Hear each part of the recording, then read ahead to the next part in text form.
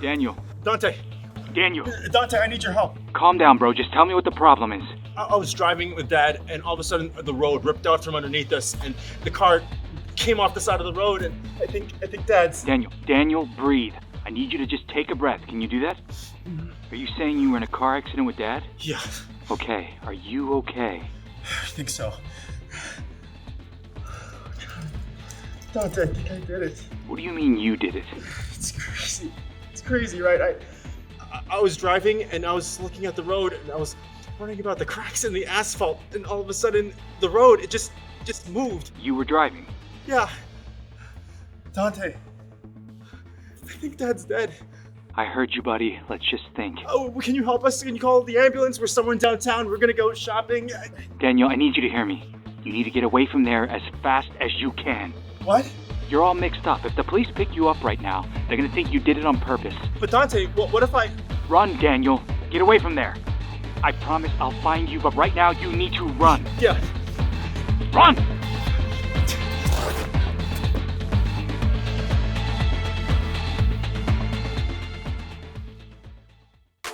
So strong, hard to go, shining bright, powerful.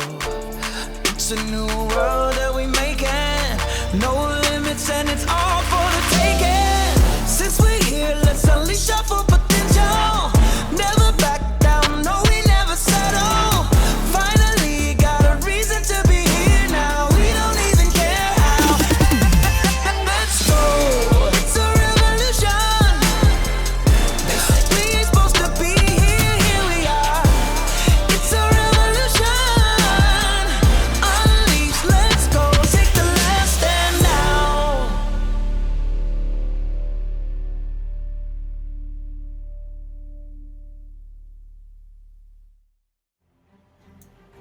Mara, you are standing in front of every young Unleashed worst nightmare.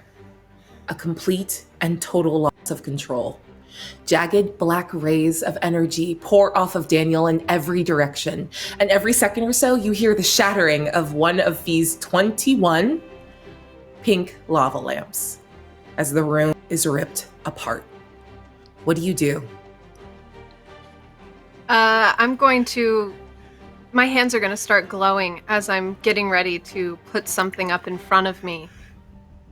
Because Daniel's obviously, using his powers and going off right now. Daniel, you have to stop. Now. I don't want to do this. Is this you? What's going on? No, it's not me. That's obviously you. I'd like to assess the situation. Please do with disadvantage. Because you're busy right now.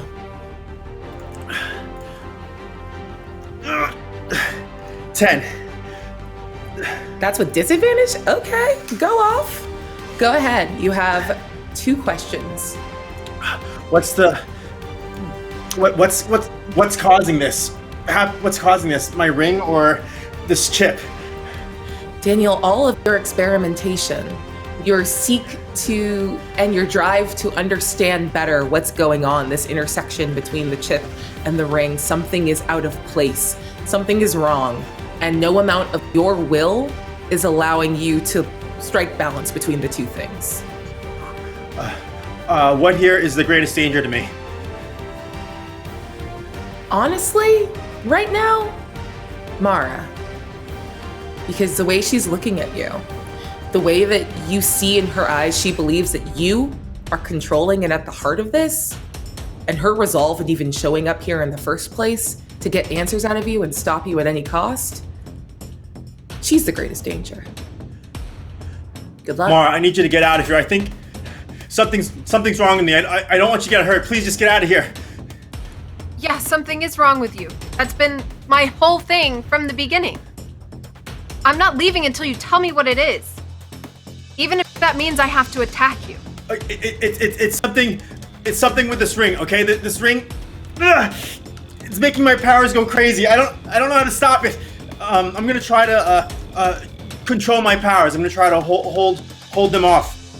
Before you do that, I still have my hard and spicy moves from last session. Mara, I need you to take a powerful blow as a massive bolt of energy heads in your direction. Am I able to use my move, Never Give Up, Never Surrender? You are always allowed to. Great. I'm going to roll plus Savior instead. Okay. I got an 8. So I'm going to mark a condition, but I still get to choose one? Yeah, absolutely. Perfect. I am going to... And for the record, you have 4 in the team pool going into this episode. I'm giving you one extra one because today's going to be fun. Okay. I would like to... So Daniel just hit me with power, right? Yeah. I'm going to just take the hit and act like it had no effect on me whatsoever to try to intimidate him. Amazing. What condition did you mark? I marked insecure. You may have marked it, but my God, you don't look at Daniel. You see as Mara, a person that you've known to be immaculate at putting up barriers and mounting an impregnable defense, just takes a hit off of you and doesn't even blink. This isn't a condition, but you're in trouble. What do you want to do? Okay, Mar. That was lucky, but I don't know if I'm going to be able to control this a second time. Please, just get out of here. I'm going to try to use my powers to try to stop this electricity that's emanating from me.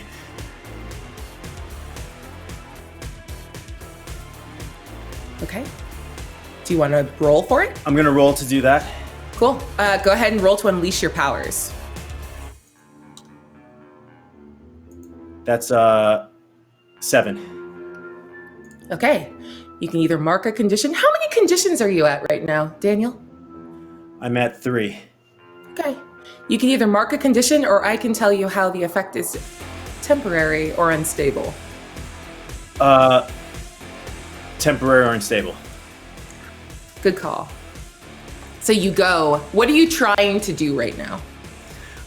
There's this electricity that's like sparkling and emanating from both the chip and my ring, and it's ruining things in the room and also potentially Mara. So I'm just trying to control like the lightning storm. Sweet. You pull it back, you clench every muscle in your body, and the electricity seems to spark out in smaller and smaller arcs away from you until you feel it all inside of you. And Daniel, you are vibrating. You are pulsing with energy on the inside. You have 10 seconds of this. You can get Mara clear, tell her whatever you want to tell her, get her to do whatever you need to do. But you only have 10 seconds. Mara, can you put up a shield around yourself or around me, please? I don't want to hit you again. I don't know if this power, if I can hold this power any longer. Can I roll to pierce the mask? I was just about to ask you to. Oh my God. Please do it with advantage because, hive mind. Oh, incredible. Even without my plus mundane, I got an 11. Okay, so a million. Go ahead and ask me some questions. Daniel, you can technically answer. a 9 because I'm angry condition, but my question to Daniel, I want to know what he's really planning. Because at the moment, Mara thinks he's attacking her. Daniel, do you want to take this? His words are different. Yeah. You can see the disconnect in what he's saying and what he's doing. And you see frustration and focus and all of these expressions going back and forth across his face. If he wanted to face off against you, he would. And he'd be doing a better job of it. You at least have that much respect. And he wouldn't be asking me to run away. Exactly. Yeah. So, Daniel, what else does she notice? she notices that that the ring's electricity in me is actually hurting me as well. Yeah. And on top of all of that, Mara, this is not his power set. You know what he can do and what he should be doing right now. And this isn't it. Can you take the ring off? Daniel, you said it's the ring? Yeah, the ring, it's connected to something inside me. Let me try. I'm gonna try to reach towards the ring to take it off. Mm-hmm. I'd like to throw up... I want to throw up a shield around Daniel like he asked me to do, but one that I can see through pretty well so I can see what's going on with him. Okay, go ahead and roll to unleash your powers. And Daniel, I'm not going to make you roll because I'm using another one of my moves. That the moment you touch the ring, you are shot through with an incredible amount of pain and you feel yourself almost black out. You don't lose consciousness, but you lose your sense of self the moment you try to untether yourself from the ring. I rolled an 8.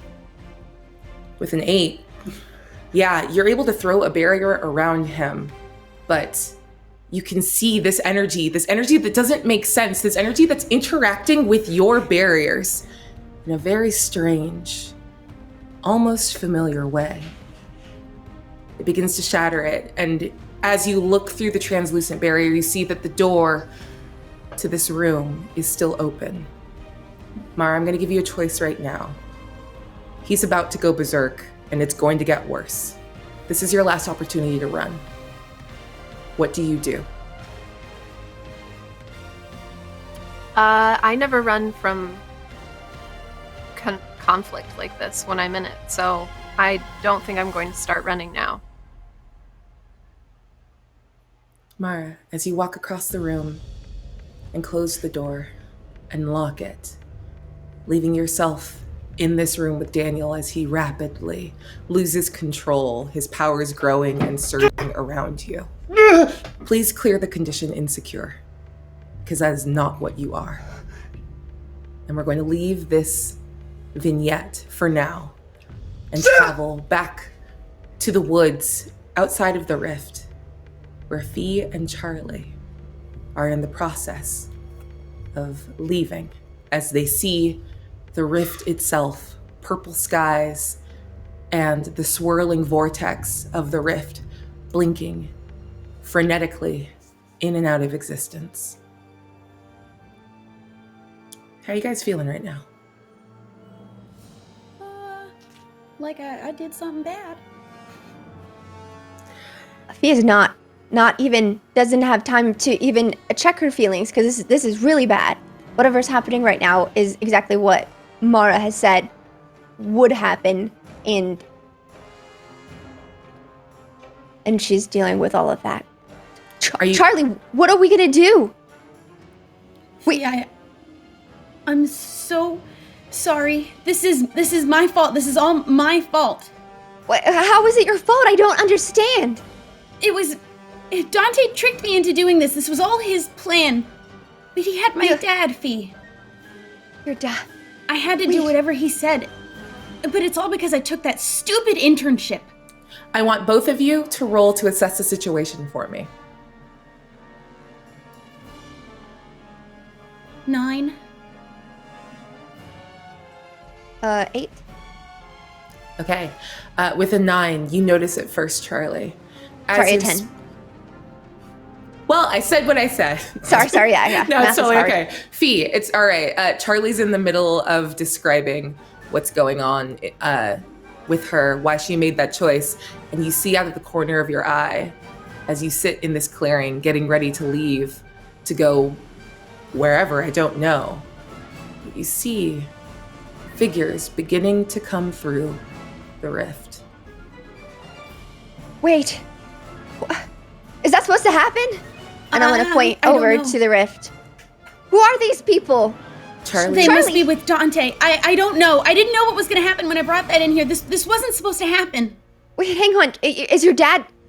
Dante has your dad and he's bringing him into the rift? Or... What does he want? I don't know. I don't even know hang if on. he's okay. Charlie, I just need you to explain everything to me as quickly as possible. Just, what do we need to do? This isn't normal. This is so bad. See, I don't know. I don't know what to do. Should we throw the box back out the rift? Or just, honestly, think it's it too doesn't late. even exist right now. We need to go get Mara. And Daniel, we have to go. Fee, I can't go back. I can't go back there and face everyone and tell them what I did. There's nothing I can do to help anyone. All I ever do is screw things up, and when things get really bad, I run. That's what I do. It's all that I'm really good at. And Fee, I'm so lost. I was looking for somewhere to belong, to just be myself, and I don't even know who that is anymore. I don't think I ever did. I'm selfish, and I'm scared all of the time. And I lie. I lie to everyone. I lie to the people that I care about. Because maybe I'm afraid that when I do figure out who I am, I'll find out that I'm not all that special, and I won't even like who I am. Charlie. I can't go back. Charlie, as you say all of that, you are a coward and a liar. But doesn't mean you're not observant.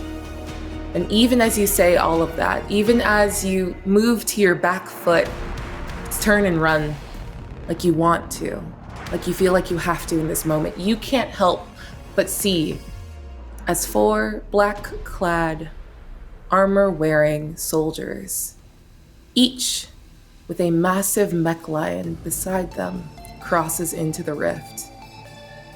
And you watch as Hoban, and not just Hoban, other guards that you know them all so well, even if you don't like to think about it.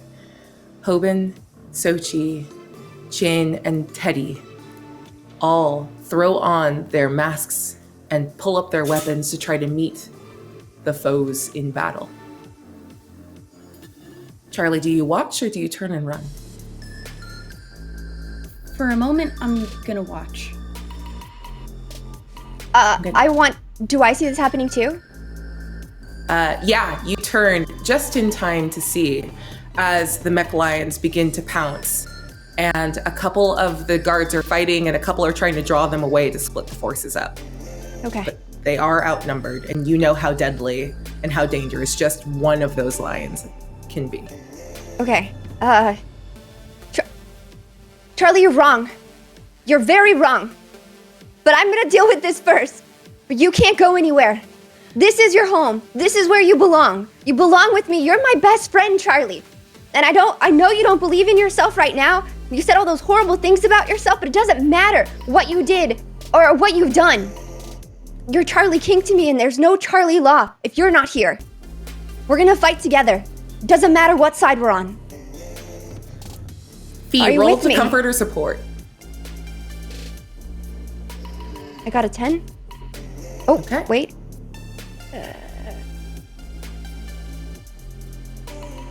An 8. 8? Okay, with an 8, Charlie, clear a condition. Okay. Go ahead. And then I would like to unleash my powers to help the guards. What do you want to do? I'd like to do Reality Storm. So you need to roll for burn. Yeah, I'd like to. Sorry, I'd like to roll for burn. Yep, go ahead. Roll 2d6 plus all of your conditions. Okay. That is a 14. Yeah, with a 14, you hold 3.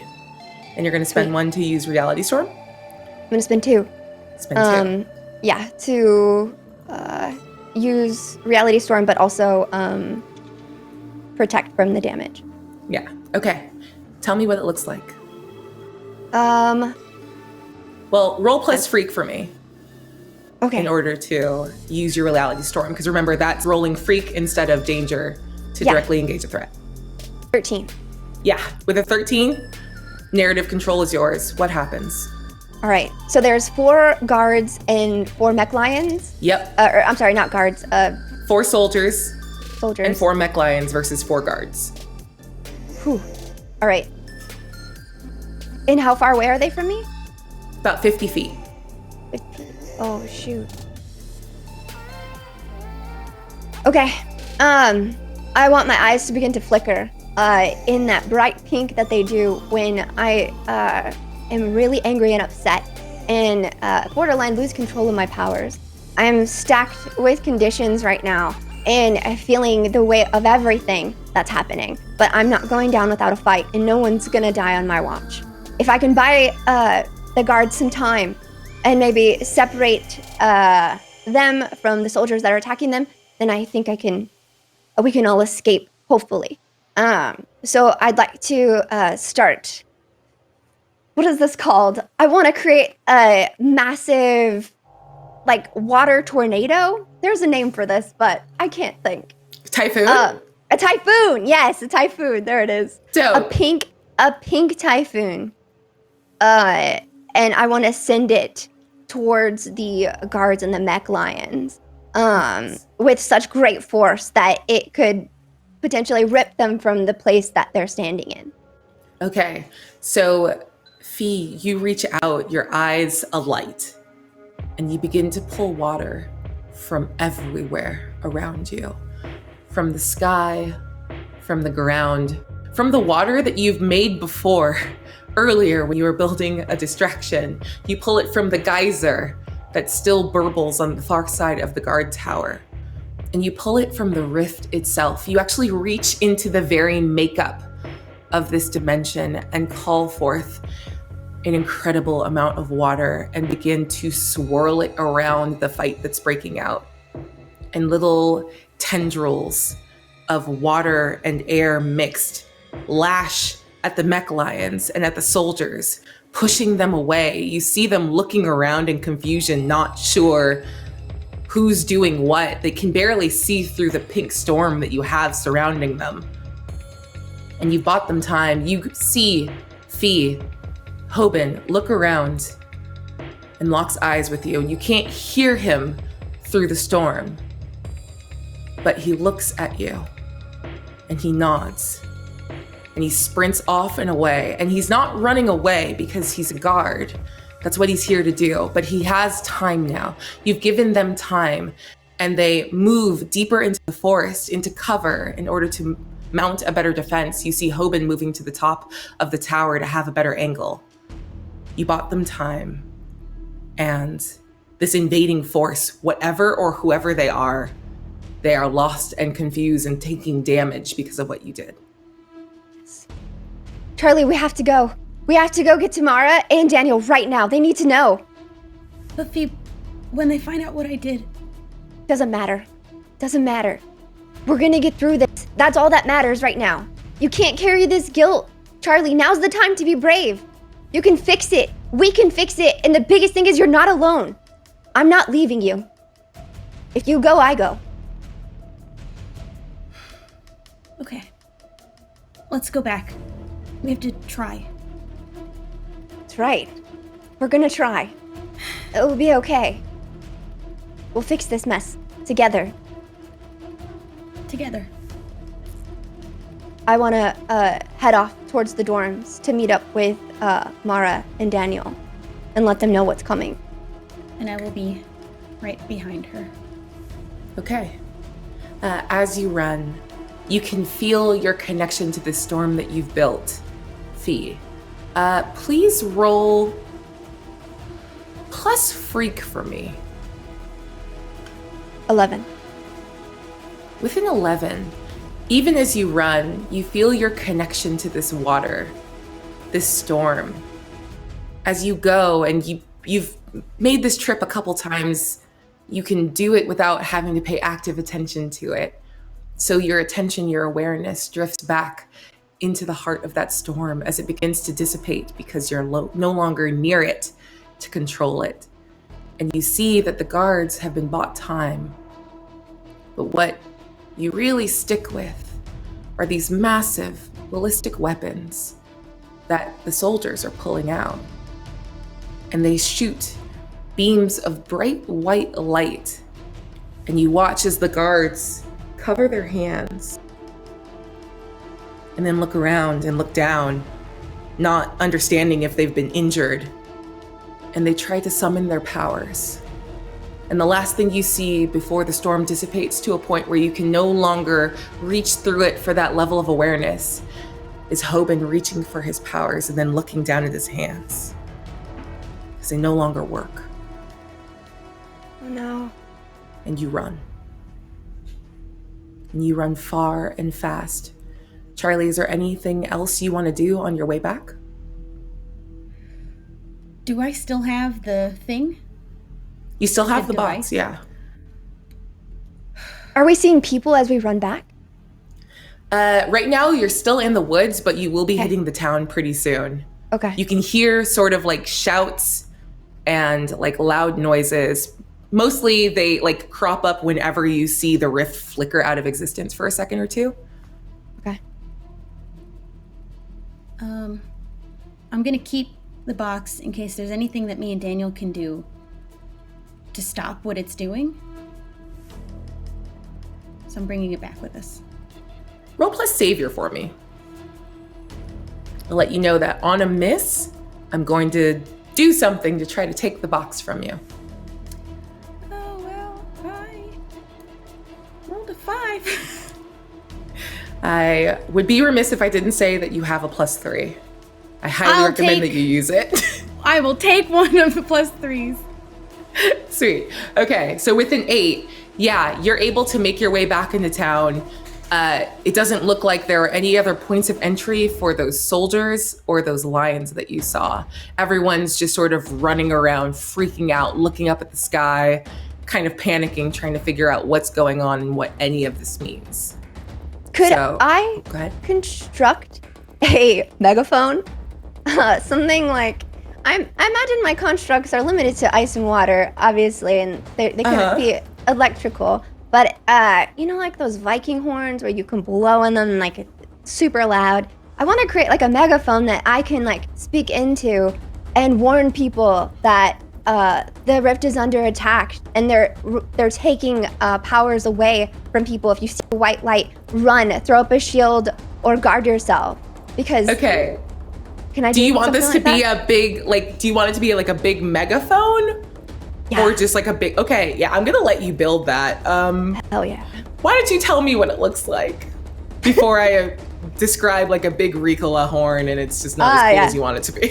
Fia is just so enamored by unicorns, so it looks somewhat like just like a very large unicorn horn that can really project whatever it is she's about to say. It's very pretty. It's like, you know. Anyways, we're in a rush. We gotta go, but it looks great. Just know that. So you build this beautiful pink like ice construct and just start yelling that into it on like a city, like a street corner, and a bunch of people stop and turn and look at you and they realize, I mean, you're not well known in the city because you're like the one alien in Riftside. And I'm gonna say, you know what? Roll provoke someone for me with disadvantage. Okay.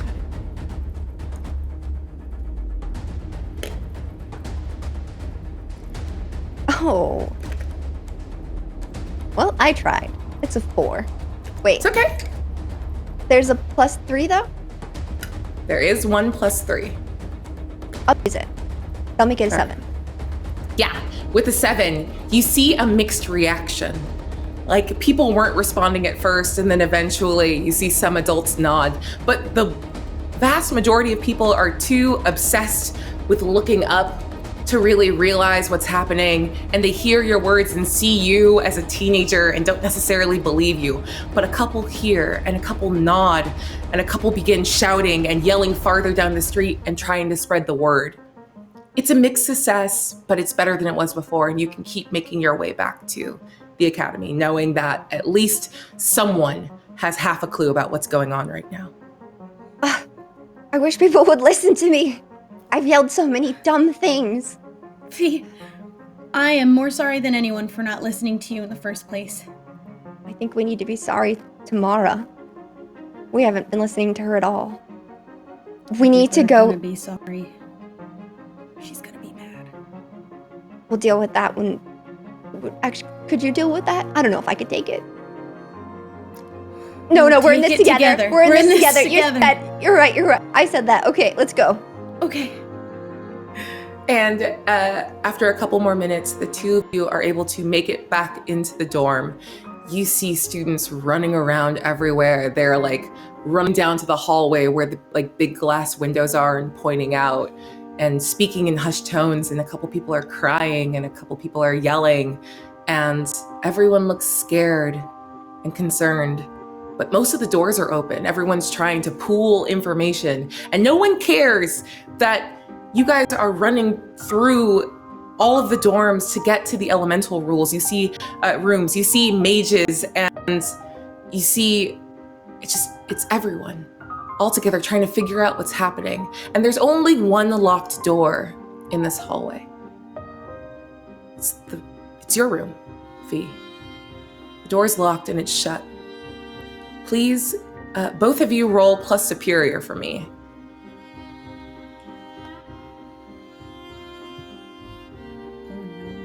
7.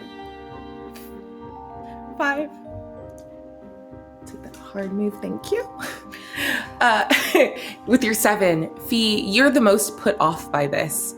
That for someone who's constantly going through the like, be open, another locked door, your entire attention immediately snaps to it, and you can hear the sounds of crashes and tearing and thuds coming from inside it. What do you want to do? I want to grab the doorknob, and with my touch, I want to freeze it and rip it off and bust open the door. Okay, roll to unleash your powers for me. I got 11.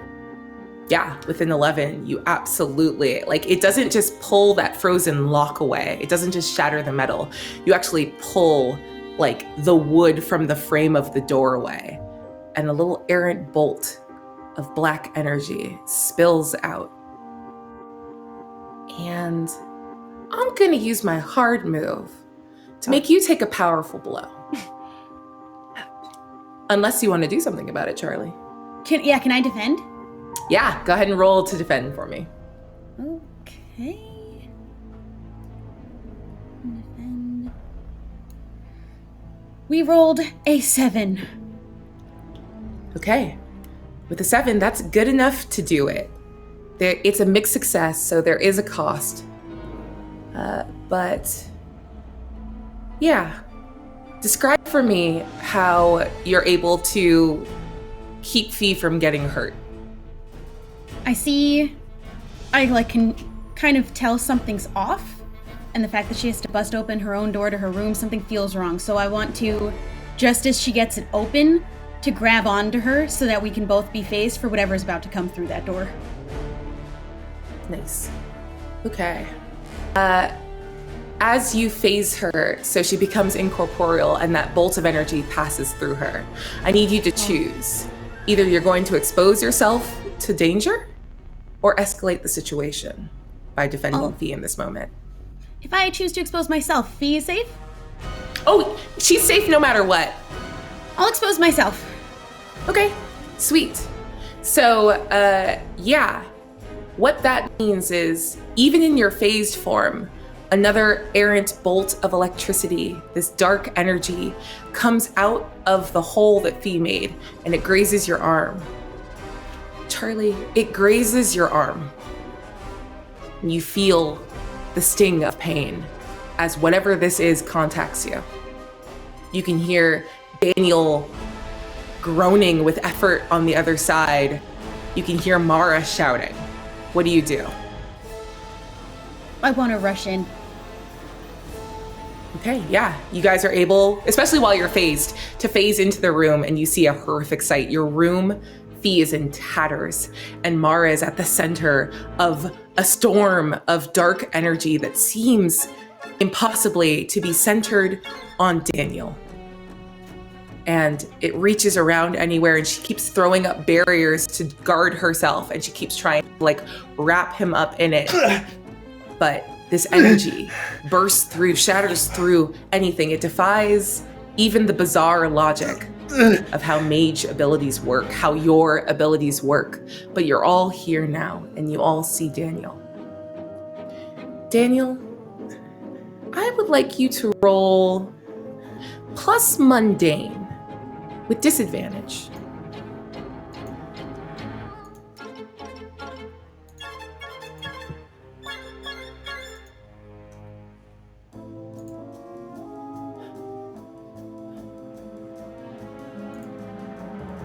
Eight. With an 8,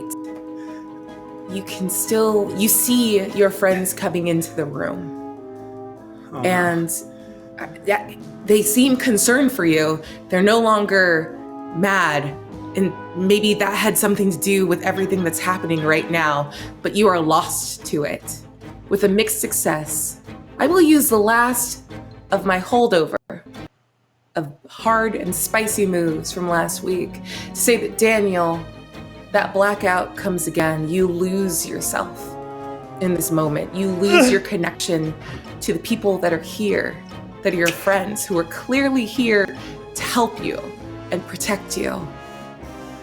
And as you fall into that blackness, ripped apart by pain, surging with energy, all you know is you have to fight your way out. You have to fight your way back to control. You lose yourself to all of those emotions from the night when your dad died. You lose yourself, Daniel.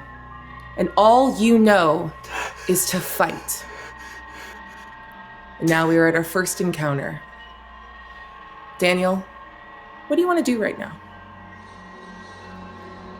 I see mountain lions attacking Fee, Mara, and Charlie. Get away from them! I use my powers I unleash my powers directly at the 3 mountain lions in front of me. I'm going to step in and say, I'm going to have you roll for burn. This isn't just a normal threat. This is going to take everything you have in you. So please roll 2d6 plus your conditions.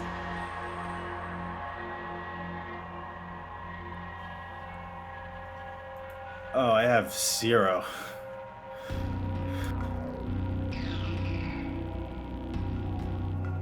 I rolled a 0. You rolled a 0? Yeah, because I minus the conditions. No, it's not minus, it's plus.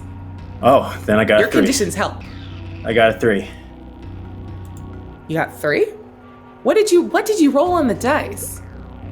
I rolled 3? 2. Okay. All right. That's fine. Go ahead and mark a condition, and you're still going to hold 2. So what would you like to do with your burn? I'm gonna mark. I recommend overcharge. Yeah, overcharge. Yeah. So as you mount an attack against those mountain lions attacking your friends, Daniel, what does it look like? So I'm using my powers, but instead of the earth bending, it's this stream of black thunder that shoots out in this three-pronged bolt at the 3 mountain lions I see before me. All right. All 3 of you are going to take a powerful blow. So either you can do something to protect yourself or protect someone else, but you can't do both. What do you want to do? Aabria, Yes. am I able to use my adult move that I got for filling up my doom track? Oh, you want to do that now? Maybe. Which move would you use? Tentative, yes. Overwhelm a vulnerable foe. I'm gonna say right now your foe is not vulnerable to you. Okay.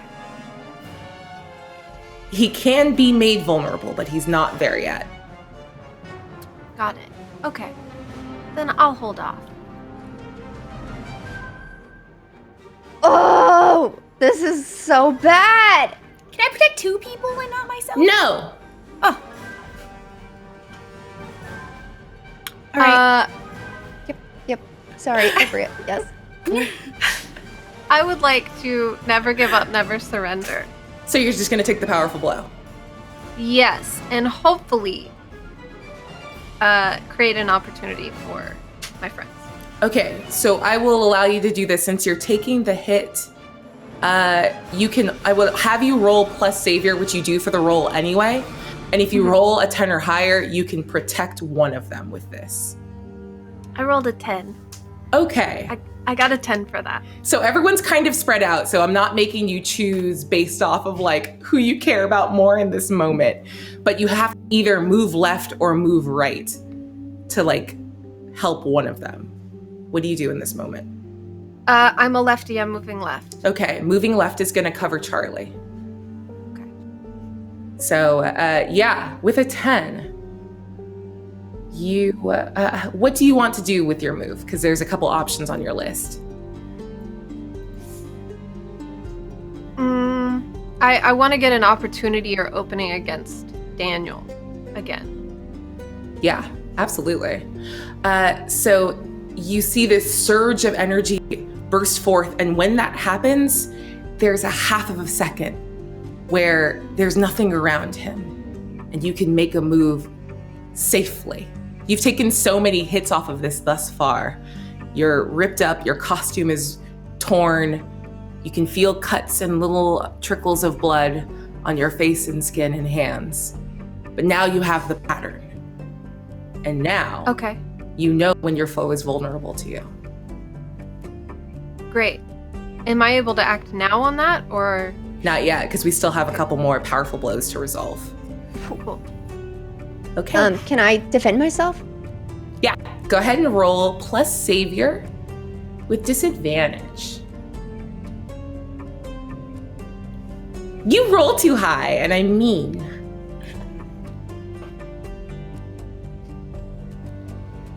I got a 7. Good. With a 7, you're able to accurately and effectively defend yourself, but something else in the room, on your side of the room, gets ruined. What is it? It's my plushie. It's the normal plushie that Mara gave me. Oh no. And as you see it ripped apart in like a slow shower of fluff, I would like for you to remove a condition. Because symbols are one thing, but you're here now to defend and protect her. And even as you see a symbol of your bond with her be destroyed, you are bolstered. And you know that it's more important to be with her now in this and to fight for your friends, all of them, even Daniel, who's losing his mind. I'm gonna get rid of insecure. Perfect. Okay, Charlie, you were effectively blocked by Mara's abilities. So I'm gonna say that in lieu of having to resolve any of the take a powerful blow, you can be the first person to act in this moment. Okay. Could I take a moment to assess the situation? Yeah, please do. Okay. I roll. I'll let you roll with advantage because you are bought cover right now by Mara's efforts. Ooh. Okay, even better, I rolled a 9. Beautiful. Go ahead and ask me a question. Remember, you can change the wording on that if you don't like them. Yeah. So obviously the greatest danger right now seems to be Daniel. I want to know what do I notice what the source of it is? I'm going to give this to you for free because I think we've kind of been like circling around it, but you notice what Mara noticed earlier, what Daniel realized before he was sort of lost to it, that there is something in the way he's holding his hand and occasionally reaches back to clutch his chest, that there's something on and in him that is overtaking him in this moment. So you can ask another question if you want a follow-up. Okay. Is there a way to get through to him? Because he seems to not recognize us. You could absolutely try. You know that even though his eyes are clouded over with black and he's growling and yelling things that don't make any amount of sense, there's no lions in here. There are lions, but that's a different problem for not right now. but he's still conscious, and maybe there's a chance to reach him. Okay, then I would like my move to be to swiftly move around his attack next to him and try to comfort him. Okay. Into coming back to sanity. Yeah, I like that. Go ahead and roll plus mundane. I'm going to have you roll with disadvantage. Disadvantage, okay. Yeah. It's hard to comfort someone when they're like hallucinating and fighting, but you can absolutely try. I rolled a 10. Oh my God. Amazing. Cool. So here's the fun thing that I'm going to allow. The way the move is written is if the player chooses to hear you. So the question is, Mike, you're playing Daniel right now. Do you want Daniel to hear Charlie in this moment? Yes. Okay. Charlie, what do you say? Daniel, it's me. It's Charlie. There is no danger in this room other than you. You have to stop what you're doing. There are no mountain lions. We are all okay. Daniel, you have to stop. Charlie. It isn't real. I don't see you, but I see just lions, and I see the hunter. There's something They're wrong. not there. You're in your room and you're safe. Just stop attacking. You are okay. We're okay, Daniel. Okay. None of it's real. Listen to Us, me, your friends, we're here. We're real. Okay, then Charlie, listen to me. I there's something wrong with me and my powers. This ring, and there's a chip in my chest that are going haywire. I can't control it, but there's some sort of connection between them. There's some sort of connection, and the tech that you've been helping me with, I hacked into a frequency between the chip and the ring. I need you to somehow reach it and breach that frequency. There's something going on there that's controlling me. The power surges out of Daniel beyond his control. He's not actively attacking you, but those bolts can reach you even while phased. Please take a condition for me, Charlie. Okay, I will But take go the on. raid. Okay, reach the frequency. It clicks in my head rather than trying to reach a frequency. I want to try and reach the chip instead. Mara and You're going to Fee. try to reach the chip in his chest? I'm gonna try. Mara and Fee, Okay. I need you to keep him distracted and hold him off. Yeah, I'm going to have everyone, like the rest of the group, go really quick, and then we are for sure coming to that. That's amazing. Okay, everyone else, what do you want to do? I'd like to roll for burn. Yeah, please do. Roll 2d6 plus your conditions. 11. Wait, did you use your one I bird did from- use it to make a unicorn. You did, that's Python. right. Perfect. Okay. What'd you get? An 11. Beautiful. Hold 3. What would you like to do? I would like to.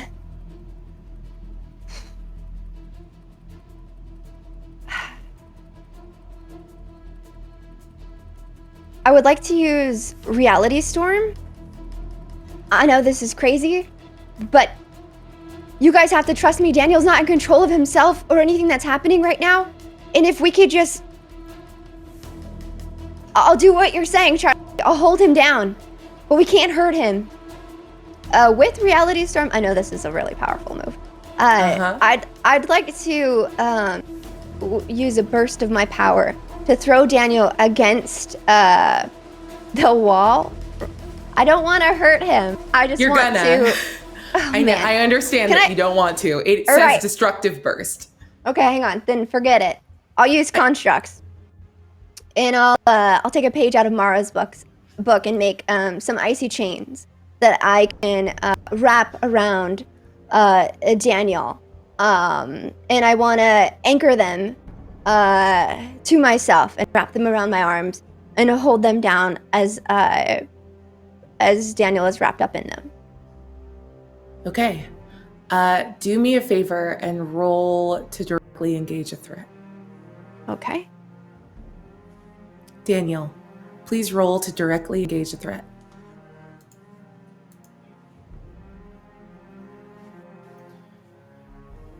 I got a 7. and I'm gonna create an opportunity for my allies Nice. with that. I got a 10. Okay.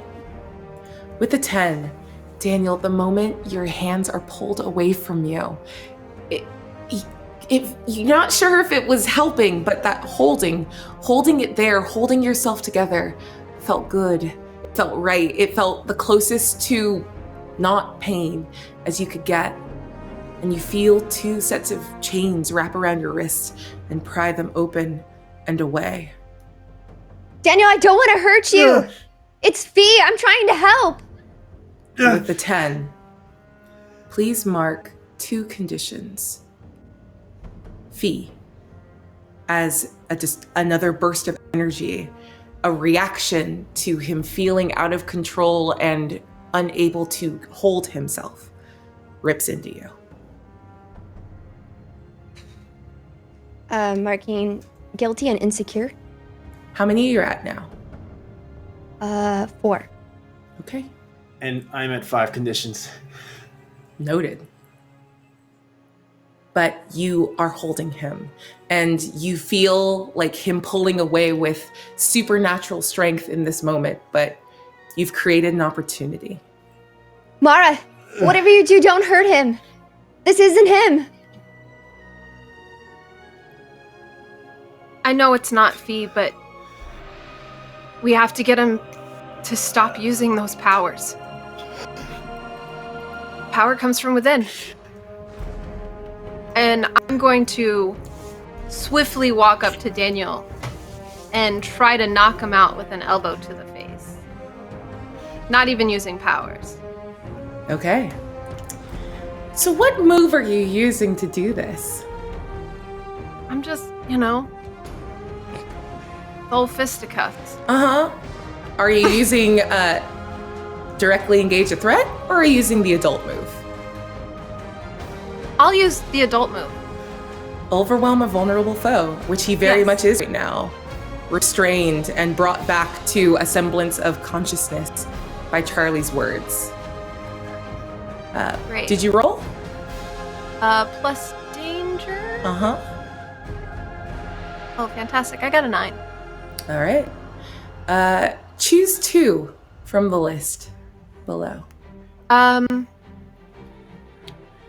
gonna accidentally hurt Daniel more than I intended to, and then take a powerful blow in return. All right. Karma, Yeah, that feels good. That feels right. And I was just holding on a little too much to all the anger of the past, 3 weeks when I elbowed him. Sorry. no, you're good. Mara, the room that's been filled with this black energy, you walk forward, and in that heartbeat between a pulse of energy, all of the black lines go away, and all there is a green glow around you. You're not using your powers, but you are powers. And you cold cock him with your elbow. And I'm gonna say that's the last condition that Daniel can take, and he loses consciousness. But with that burst of energy, one last burst of strange energy overtakes you.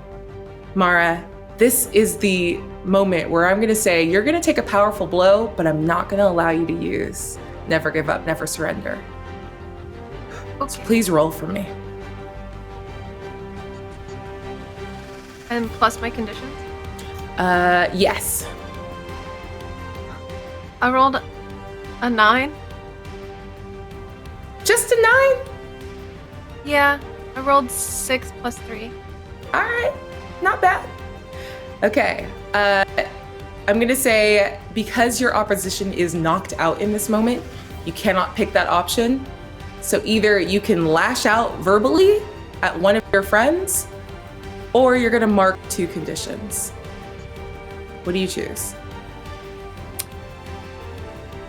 I'm gonna mark 2 conditions because I've been really pushing past the pain and trying to soak these blows as much as possible, but there's only so much that I can soak and let not get to me to the point where this is gonna affect me pretty bad. Mara, all of your conditions are filled now, correct? Yes. What does it look like as you are at the very edge, the very limit of your abilities? There's like a green glow that surrounds my entire body, and it almost looks like it's vibrating with energy. Like, if you look directly at it, it looks like it's its own thing. It's its own energy, and it's moving right above my skin. My eyes are glowing green, and there's like this weird thing where my hair is moving like there's wind, but there's no wind. And in that moment, you all see that, except for Daniel, who's taking a small nap right now. But Charlie and Fee, you both see this. And Mara, you seem to be moving in bullet time. And you look down, you can feel your hair sort of moving as though it's in wind or underwater around you. And you look down at your hands, at the green glow around you. And a little trickle of blood from one of the many, many wounds you've taken in this fight to help corral and control Daniel. A trickle of blood falls into your hands. And the moment it hits, it crystallizes and becomes a long spike, and you can feel your fingers reflexively move to grab it. But Daniel falls unconscious, and the room goes quiet, almost quiet. Can I catch Daniel as he falls? Oh. Is that possible? Yeah, that's fine. I'm not gonna make you roll for it. You can just move fast. Is he already being held up by chains, though? Oh yeah, you were technically holding him up with chains, so he would just kind of slump down. If you want to like try to pull him in. I'll yo-yo him in. You want to yo-yo him in? With some respect. Don't you have snatch as a move? Yeah. So you can absolutely just spend one of your burn to like do like the tiniest flick of your wrist, and he moves in and you're able to catch him. So you don't have to move to him, he comes to you in that moment. But is unconscious. So please be dead quietly. Thank you. I got him. He's good. But as Daniel lies beyond the walls of this room, you can all hear shouts of concern and fear and footsteps sprinting up and down the halls. And even though this room is ripped to shreds, your crisis, now averted, is only a drop in the bucket of a much bigger problem for all of Riffside.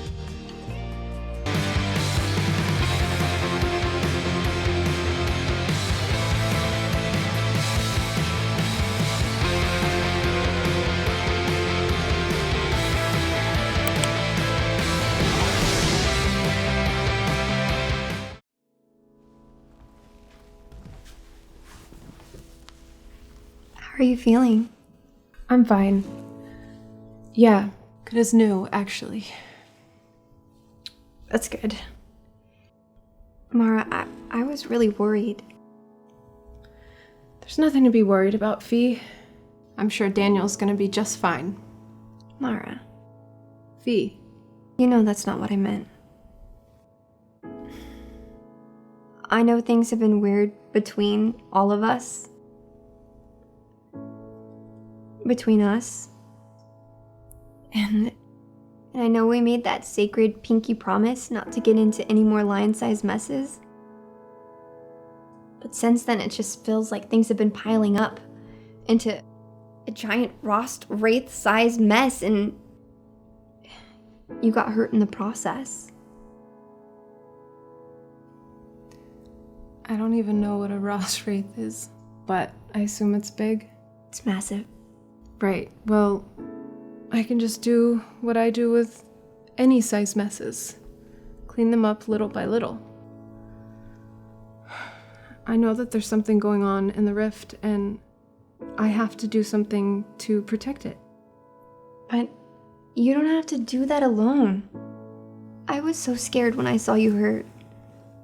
I never want to have to see that again.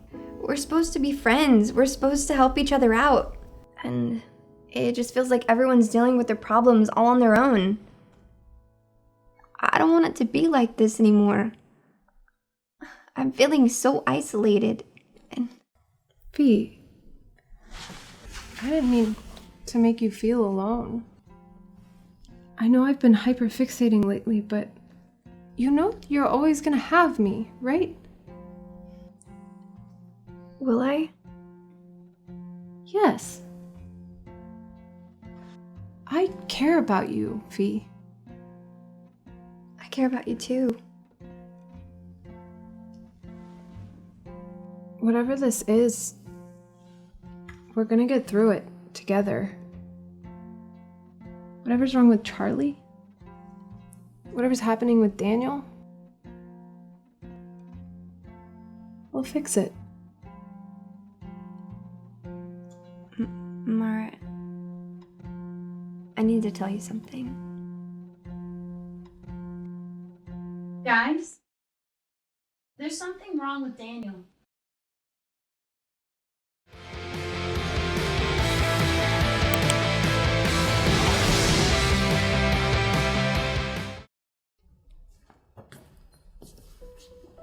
Hey, are you okay? Oh, yeah, they're superficial. No, I mean, are you okay? 'Cause I'm not. I'm really scared, Mara. Things are getting really crazy. I'm glad you're finally noticing. You know I care about you, right? Like, before Fee got here, you were my only real friend. I know getting the leash was really hard on you. And I should have done something to help. Why are you saying all this now? Because you almost died, Mara. And because I love you. Not like how Fee does, obviously. Shut up. When are you gonna do something about that? It's not exactly the time. Will it ever be? Cross class. So? So you know that's against the rules. Rules are meant to be broken, and you know that. Yeah, and the last time I broke the rules, I got this leash on my neck and a constant headache plaguing me. Maybe some things are worth the risk. You might not get another chance. I don't even know if she feels the same way. I think you do. Hey, Charlie. Yeah? I love you too.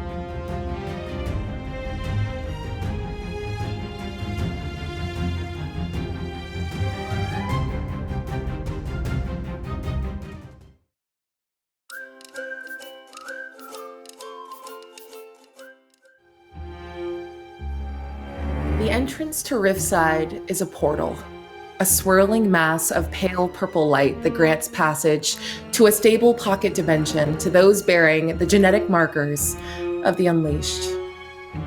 But now it flickers in and out of existence along with the purple sky of Riftside itself. Vehicles, armor-clad SUVs, rows of soldiers standing alongside packs of massive cybernetic mountain lions enter through the rift. Genesis, because that's who he is now, Genesis steps out of one of the vehicles in a crisp black suit. He looks back at Lina, who's directing the assembly of a massive black metal ring etched with strange geometry that glows faintly green around the flickering portal. She counts, directs them, pushes a button on her tablet, and the flickering stabilizes. The rift is stable. The light overhead flickers back to purple and holds there. And in Lina's hand, the tablet begins to fill with data from the ring, from the rift, from Riftside itself. She calmly walks towards Genesis and hands the tablet to him. He wordlessly looks down and nods his approval, handing it back. And 4 faceless, black-clad soldiers step forward. Only the black chrome chevrons on their body armor signal their advanced rank relative to the other troops. And Genesis finally speaks. The dimensional space, known as Riftside, is stable and under our control now. We have little intel on the layout, population, and defensive capabilities of Riftside. But every step forward increases the data exponentially. Everything you see, everything you interact with, everything you shoot sends data back via your HUDs to Lina, to me, to DRD. What we do know is that a campus known as Riftside Academy stands near the center of this dimensional space. So we're going to take it. We will use it as the forward operating hub of our mission when it is secured. And at that, the guards nod, and Lina leans over towards Genesis, and he leans down as she whispers something in his ear. Good. Weapons free, gentlemen, ladies. Neutralization protocol is in place to maintain specimen integrity, but kill when necessary. I wouldn't endanger a single human life over one of these unleashed. He taps his watch display. The display that Charlie, if she could see this, would remember as the prototype that he showed her back when he was Dante, back when he was hiding his true self from her, from the world. A hologram shoots up. It's Daniel's face. And that same image gets sent into the full mask display of all 4 of the DRD generals standing in front of Genesis now. This is Daniel Cho, a human, unfortunately caught up with all of those you will bring him to me alive. No harm must come to my little brother.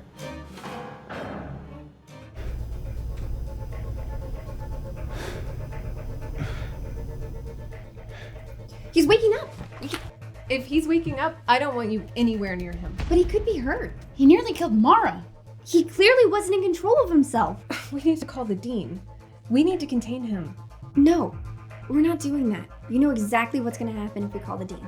Yeah, and Fee, he could still be dangerous. He wasn't the one who shut down the rift, Charlie. I'm sorry, what in the hell does that mean? Attention Riverside Academy. The rift has fallen. Students remain in your dorms. Lockdown will commence immediately.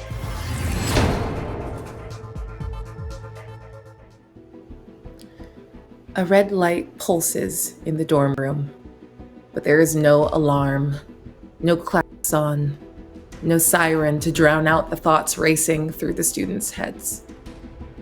The rift has fallen. All of you, at least those of you still conscious, feel the skin-prickling sensation of powerful magic emanating not just from the door and window, but every wall, the floor, the ceiling.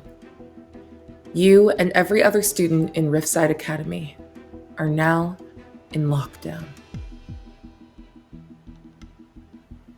Charlie, you see Daniel on the bed.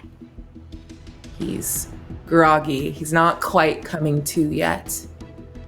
But you remember what you saw, what you realized during the fight. What do you want to do with that information? I know that the chip is connected to his powers and them going haywire. The ring we can probably get off easy, but the chip, I want to see if there's any way for me to very carefully phase my hand in, get my little fingers on the chip. Oh, so this is interesting. Because yes, you can phase, but the idea of grasping something while phased requires that you have incredibly, atomically precise control over what parts of you can interact with the world around you. This isn't impossible, Charlie King, but it is very difficult. So I'm going to have you roll to unleash your powers with disadvantage. Good luck. I rolled a 12. Okay. Do you want to describe what it looks like and what it feels like as you put all of your attention and effort into this like surgical action? And I'll tell you how it goes. Okay.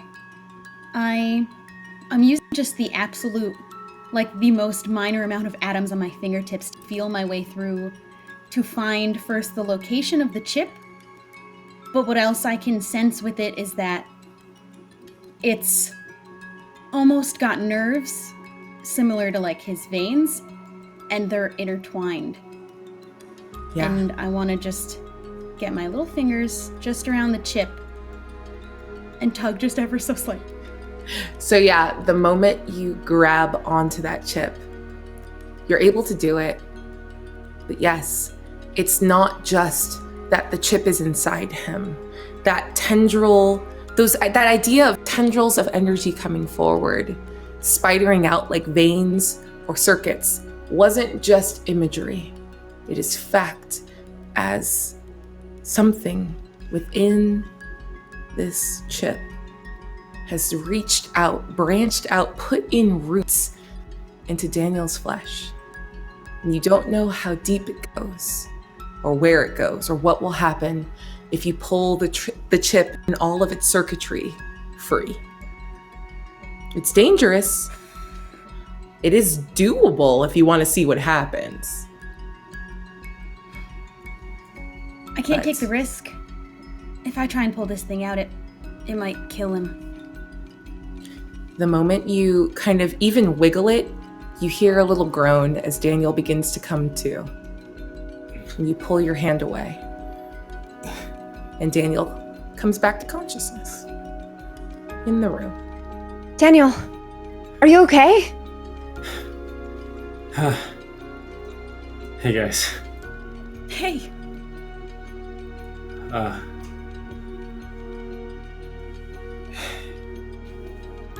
I'm sorry.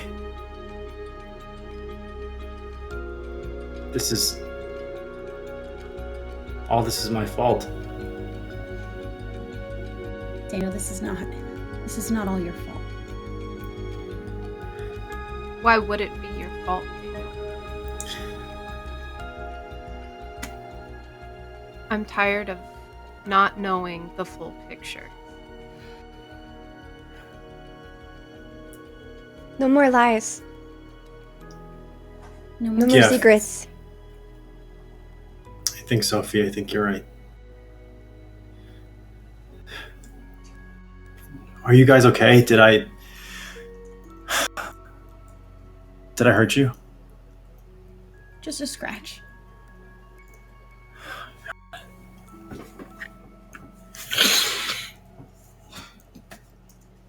Guys, I have been totally truthful with all of you. This ring, I was given it by the hunter the first day I got here. Mara, Why? Mara, I'm going to jump in and say historically, that does make sense. Most people from out in the human world, when they come through, require minor physical leashes as they learn to control and corral their abilities. It was usually pretty traumatic when they discovered they had powers, and they weren't raised in the rift to sort of identify their powers as they developed, and none of them tend to have like the passive control over abilities like Riftborn Unleashed do. So that does make sense. I'm just going to jump in now and say that. Yeah, everyone gets those, Daniel. At least if you're coming from the human world. But what does that have to do with anything? Well, I tried taking it off, and then I found this chip inside me. And I realized that I can't use my powers without the ring or this. I'm gonna look closer at his ring. I'm not gonna like grab it, but I'm going to step forward and look at it. Okay, I'm gonna let you assess the situation, but with disadvantage because you're not getting a close look. Okay. If you want a better look, you're gonna have to get the ring or touch Daniel. All right. I rolled a 7. Okay, a 7 is a success. Go ahead and ask a question. And I'll offer you some extra information on top of that. Is there anything about this ring that seems different than the other ones that like people get when they first come to the Rift? That is a very, very good question. Mara, in your years in the Rift, you have seen so much of these little leashes. Rings for people who physically interact with the world. Mages usually have some sort of like necklace, and physicals, it's usually an armband or a belt or a piece of clothing imbued with mage spells and sigils. This ring, even at a distance, looks wrong. It's marked up. It's scarred in a way that the metal that you all use, that you have wrought from the Rift and crafted with mage ability and elemental fire, doesn't scuff. But you see a bunch of little scratches and bands, and they glow green. Mage wrought items, the leashes that you're used to seeing, that you've seen all the time, don't glow. They look inert and normal. But this one glows with the energy that you would recognize, the green that fills your mind at all times.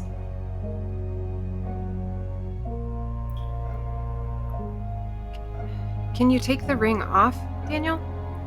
What happens when you do that? Do you lose your powers or do you gain? Yeah, I've been doing some experiments, and guys,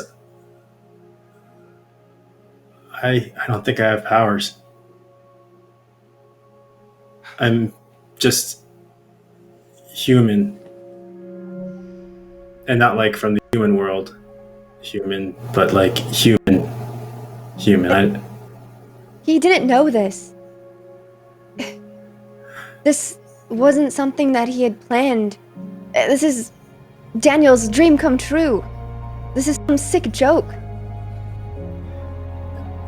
And I'm sorry I didn't tell you because I just wanted to be here. I just wanted to be like you guys, and this is all I've ever wanted, and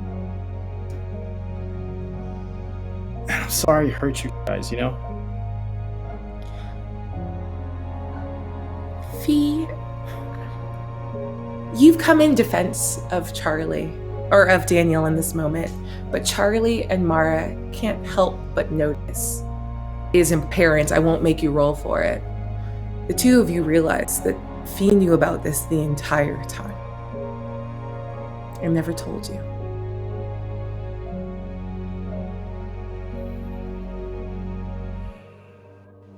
Sophie, you knew.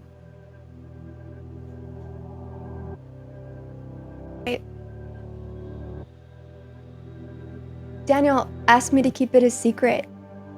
And he promised he would tell you guys once he figured it out. And I just was...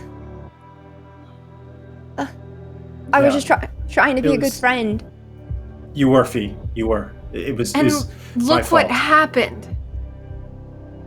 Look at everything that's happened because you wouldn't tell anybody. Mara, this isn't because of that. Then why not? Because I had a secret of my own. And this wasn't Daniel and his ring. A few weeks ago, I applied for an internship outside the Rift. I just wanted to feel like I belonged somewhere, that I could do something good. But this guy, he calls himself Genesis. He runs the DRD, what we learned about in class. This was him. He kidnapped my dad, and he made me bring something in here, this device. I have it. And that's what took down the Rift. Wait, what's going on, Charlie? Are you serious? This was my fault. It wasn't you, Daniel. I fell for these tricks that he... It wasn't your fault, Charlie. You had no choice. You threatened to kill her dad. If anyone else... to break the rules in the first place. Threatened to kill your dad?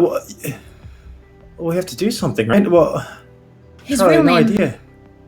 He called himself Genesis. That's his code name for the DRD, but... if you already knew, his real name is Dante.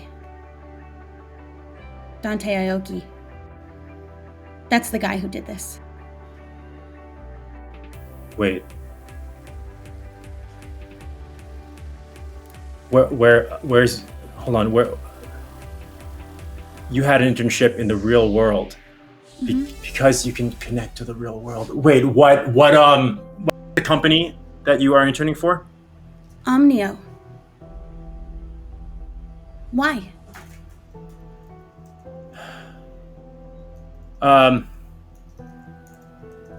Okay. Look, Charlie, remember when I used your internet to connect to the real world, to connect to one of my family members that was out there, my only family member? Yeah. Did you reach them? Yeah, my brother, his name is Dante, and he started Omnio. That's your brother.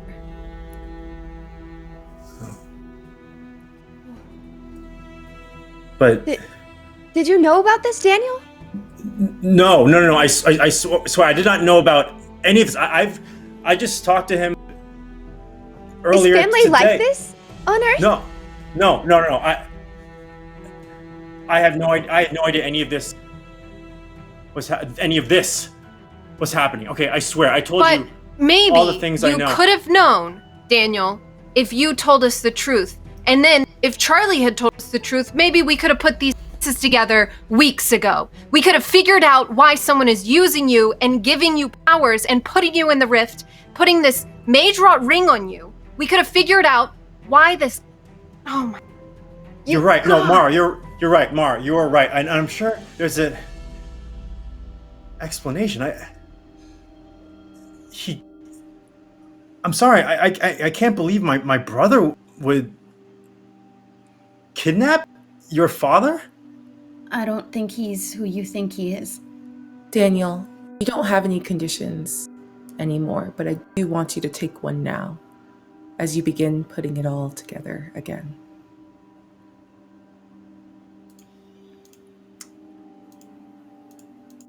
I'm going to take Insecure.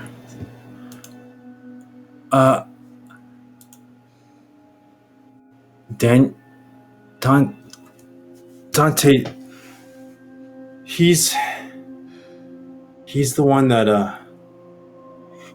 told me to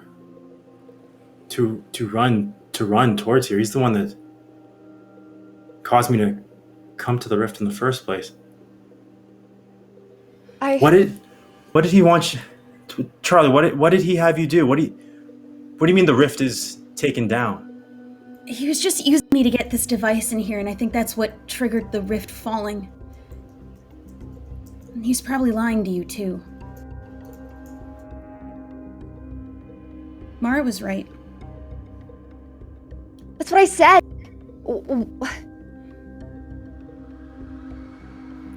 These secrets. the secrets that I kept too. Mara, I'm sorry. You were always right. I just... Fee, take a condition. Why didn't you tell me? Why am I the only one that did not have a secret to share? Why am I the only one that didn't have anything to hold back from anyone? And I'm the only one no one told anything to. Fee, you know Charlie's secret. Fee, you know Daniel's secret. I don't want to know any secret. I just want us to be friends. And I've been asking. I have been asking to be told, and none of you told me anything. Mara, I was afraid to tell you. You are like the perfect mage student. Everybody loves you. You follow the rules. You're perfect. And I'm not. Do I follow the rules, Charlie? Because class crossing is the #1 rule. And I definitely hang out with all of you guys. I definitely cover for you whenever we get in trouble. I break all of the rules of the Rift for you guys. And just because I go to the Elder when I think the Rift is in danger doesn't mean that I'm not going to have your back when you tell me things. If we'd figured out that Daniel had been used, I wouldn't have told them until we figured out what it was. I would have trusted you guys enough to say, let's figure this out together. I wouldn't have tattled on you. Mara? But You're right. Okay, this is on me. It all started when I got here. I started my whole life here was based on a lie. I started telling you guys. I started lying to you guys. I started telling you that I was here right away, that I recently discovered my powers, that I wasn't kept in quarantine. Or quarantine.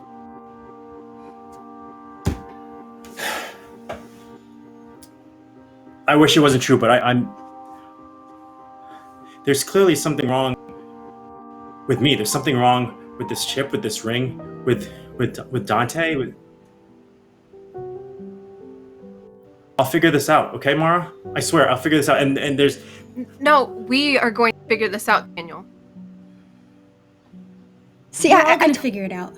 I told you. I told you she would want to help. You didn't choose this. You didn't choose to get used by them. They're using you like a pawn to bring down the Rift, and we're gonna work together to stop that. It's what we do here, and you're here as well, so you're not doing this alone. We made a lot of mistakes, but we can still fix this together.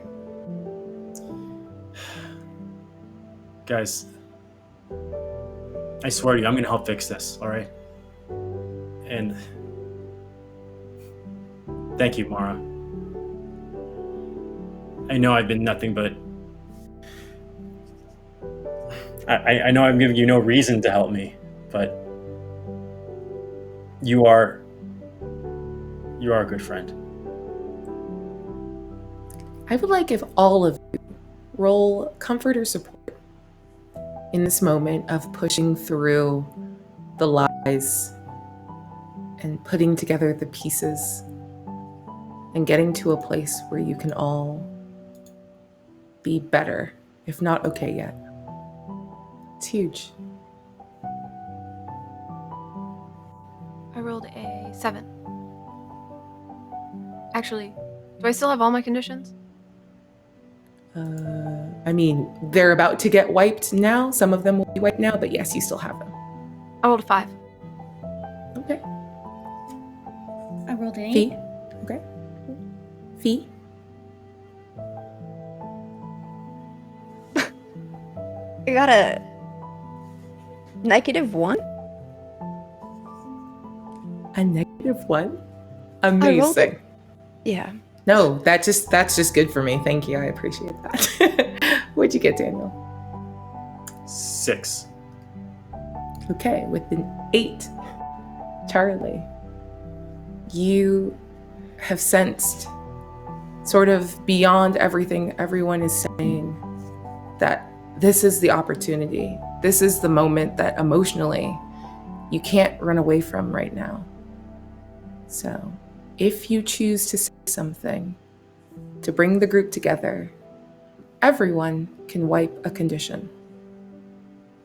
If you choose to say nothing, to not risk yourself further, you can wipe 3 conditions yourself.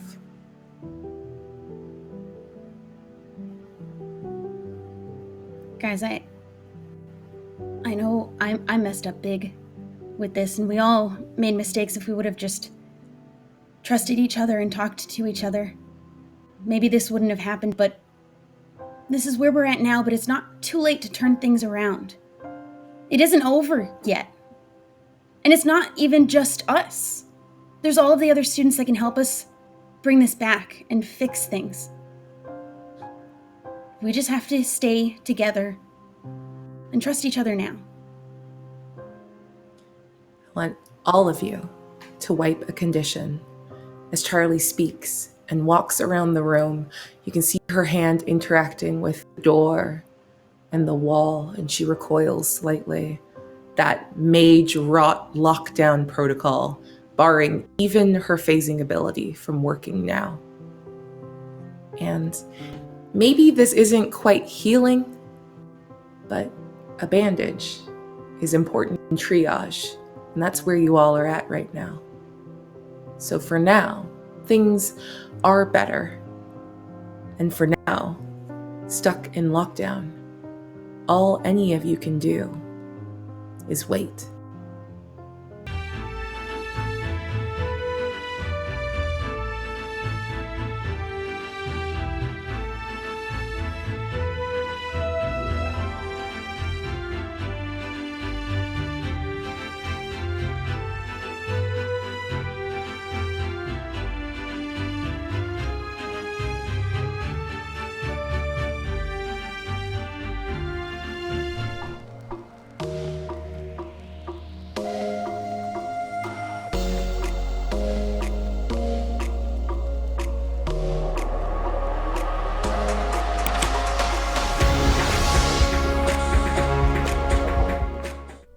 Welcome, everyone. Today I have an exciting new project that's near and dear to my heart. Omnio has always made the betterment of the world our top priority. Advanced technology crafted to fulfill the needs of those who do not even comprehend what they need. Catapulting the potential of the human race forward while protecting them from the threat of those with the power to destroy us all. The Unleashed.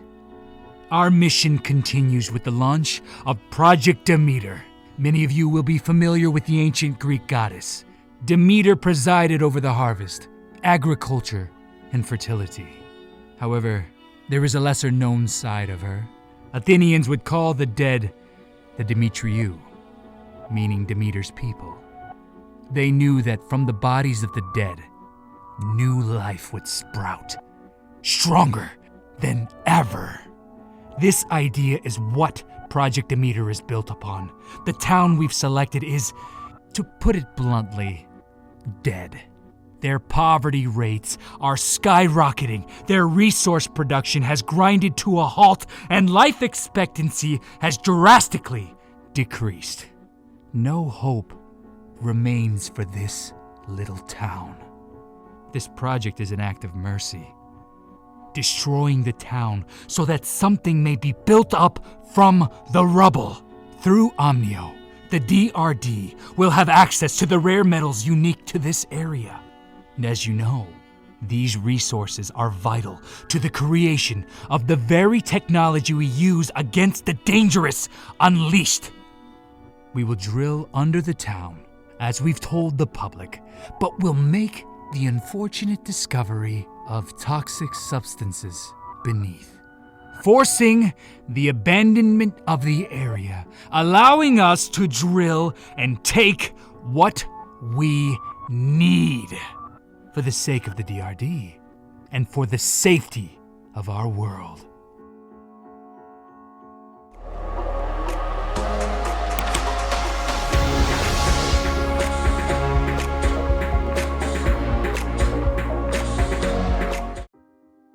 Welcome, everyone. Today I have an exciting new project that's near and dear to my heart. Omnio has always made the betterment of the world our top priority.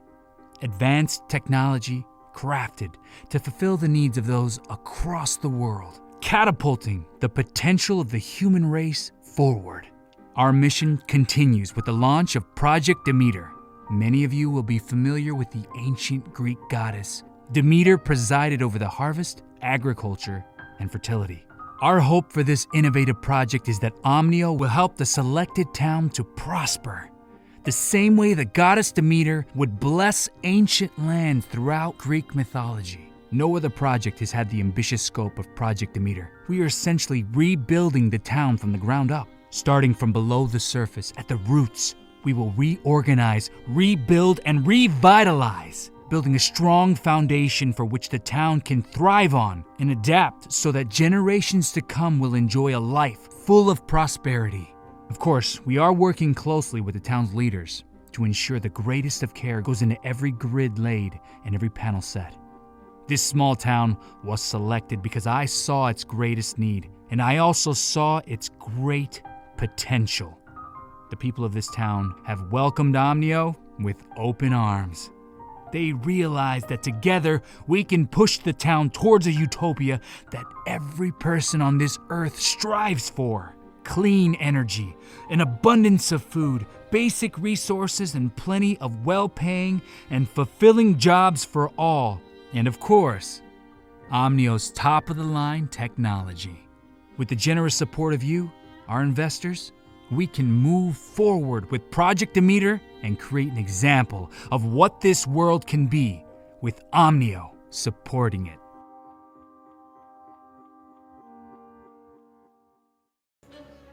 The invasion makes its way to Riftside Academy.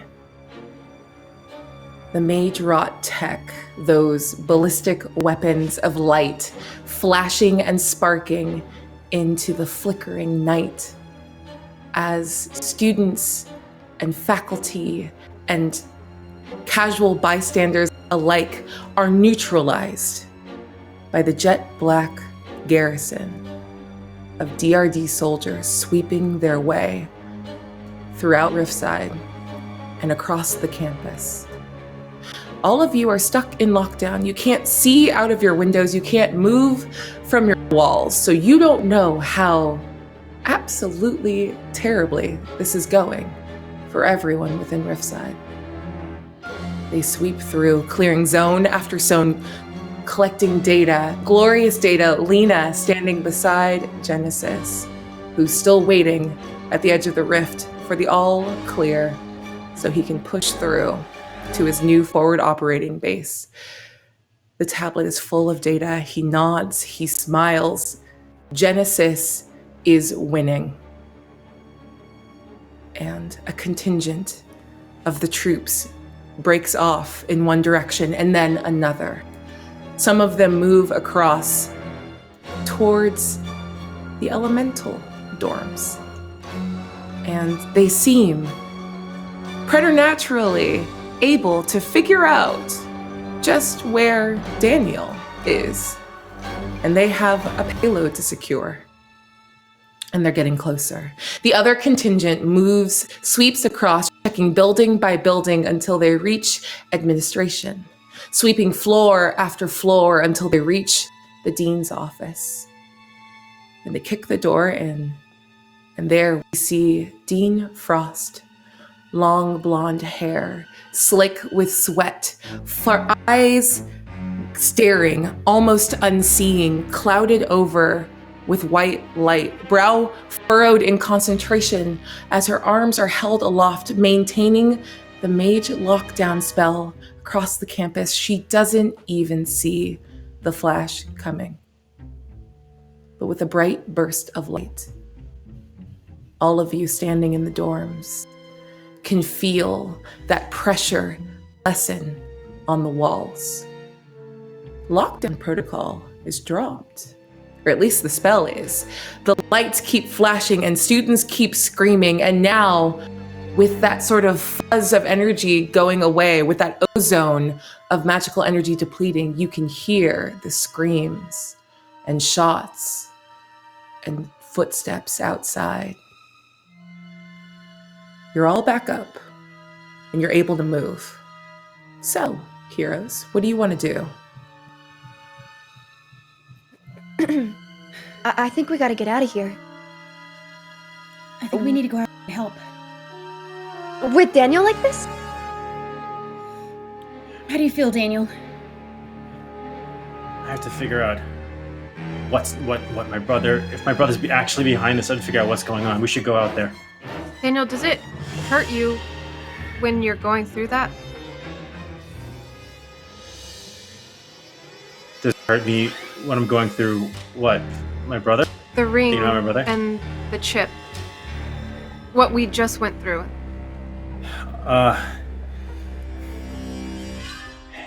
It still stings, but I think I could.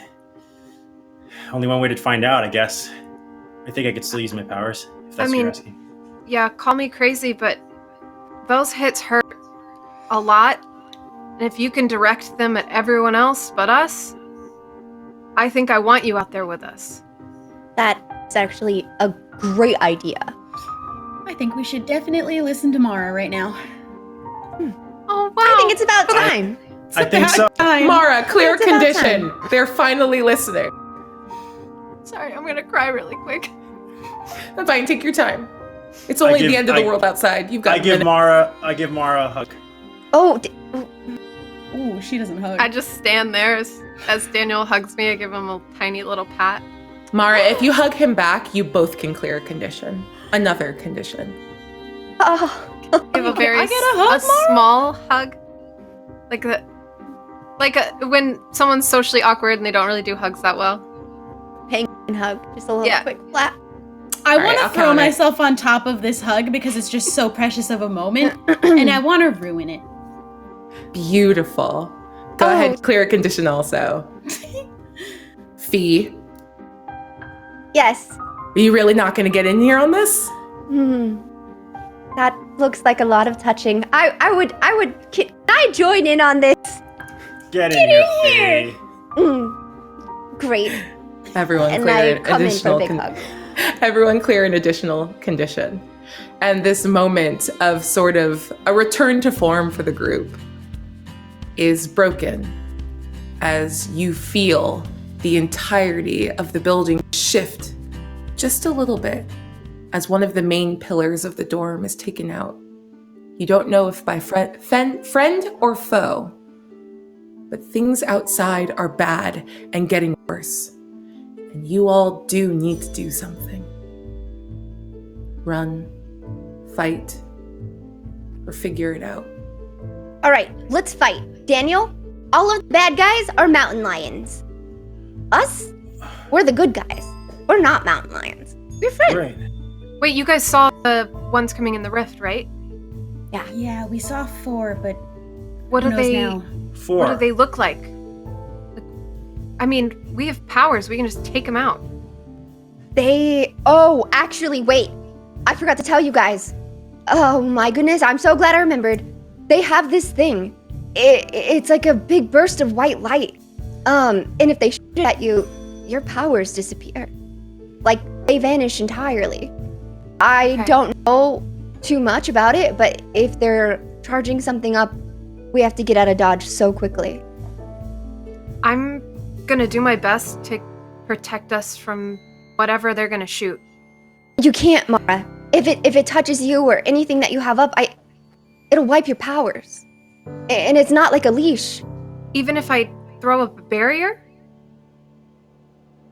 Do you really want to chance that? I think we just need to hit them while we can and get out of Dodge. I don't want to risk that. Well, guys, we've faced mountain lions before, right?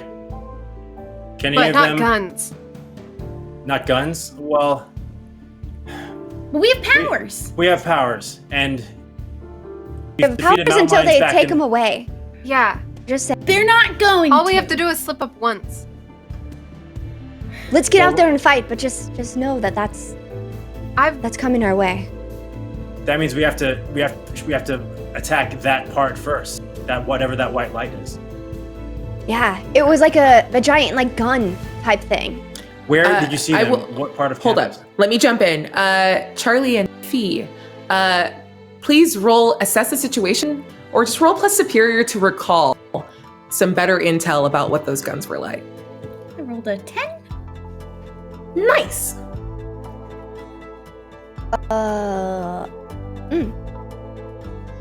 I got an 8. Okay. Fee, what you remember was just a big sort of handheld, blasty. It reminds you of what Daniel described a super soaker to be. It was a super soaker. It was a power super soaker. That's what he looked like in my brain. That, yes, emitted like beams of hard light out of the end that once they made contact wiped powers. But instead of water, it was light. Yes. Charlie, you had a better look. Also, you're from the human world and you've seen action movies, so you know what big sci-fi weapons look like.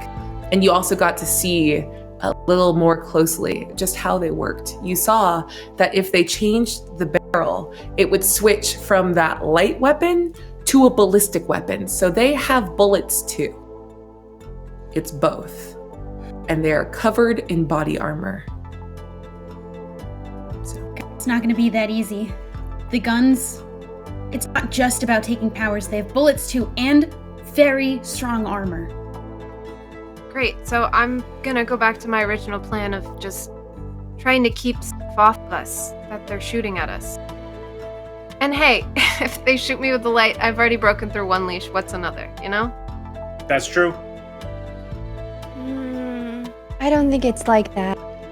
I'm just trying to lighten the mood just a tiny bit. Oh, Yeah. but it's also a light that would take away your power. So that's a poor choice of words. Maybe, I'm trying to darken the mood. darken it. Yeah. What do Okay. We want to All talk right, to there. Dan. Yeah, we All we should can leave. do is our best, but we have to try. So let's do it. Let's put a night light on and hit him in the head. Yes, we'll hit him in the head. All right. Yeah. Let's go. All right, Speaking of squad. night lights, you're gonna have to get more lava lamps. All right. So where was the last time you saw the mountain lions? Right at the portal, but by now, I don't know how far in they might have gotten.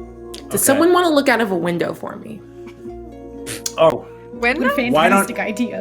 why don't we look out the window? I don't ever do that. I look out the Sweet. wall. And I want to stick my head out the wall. Gosh darn it. Yeah, you stick your head out of the wall and you flinch back as a rogue beam of light shoots up. They are fighting on the campus all over the place. They're right outside. Everywhere. They're right outside? Right out there. Okay. All right. Let's go. Yeah. So what's your plan? What do you guys want to try to do? Is it just Where are about we getting going? Yeah. That's a good question.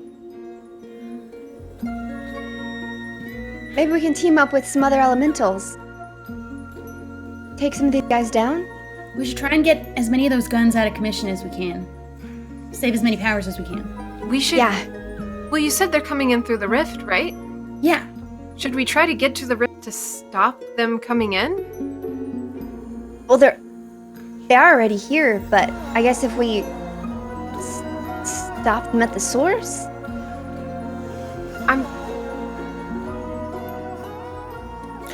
I'm using we one of my stop- spicy moves. You guys are taking too long to decide.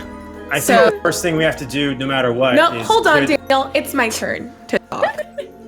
I'm hearing And your voice. as you are all deciding what to do and where to go, it becomes very clear the shouts and the normal sounds that have been going through the hallway that have gotten louder now that people can come out of their rooms again reaches a fever pitch. People are screaming, and you can hear what they're saying. They're coming. They're coming down this hall, and you can hear boots moving in this direction, headed here. You have 30 seconds. What do you want to do?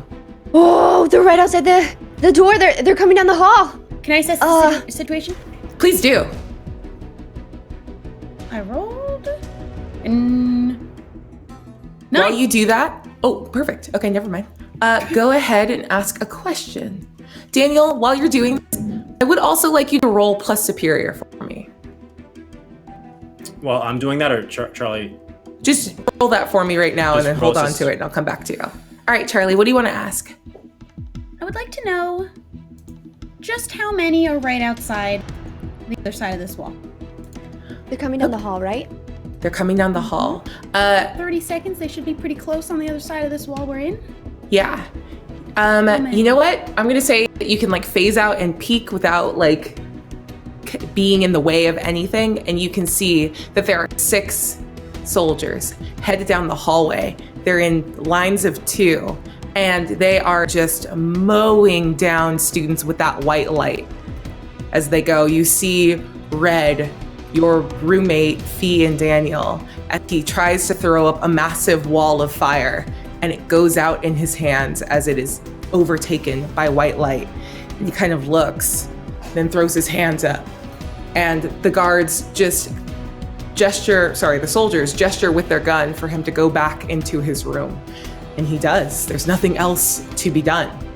They're not hurting people when they don't have to, but they are depowering students as they go, and they're headed straight for here. What floor are we on? 4th. I'd love to move over to the window and create a construct from this window down to the ground of a very large slide with Ooh. high walls. So you can't spell it. Smart. Go ahead and roll to unleash your powers for me.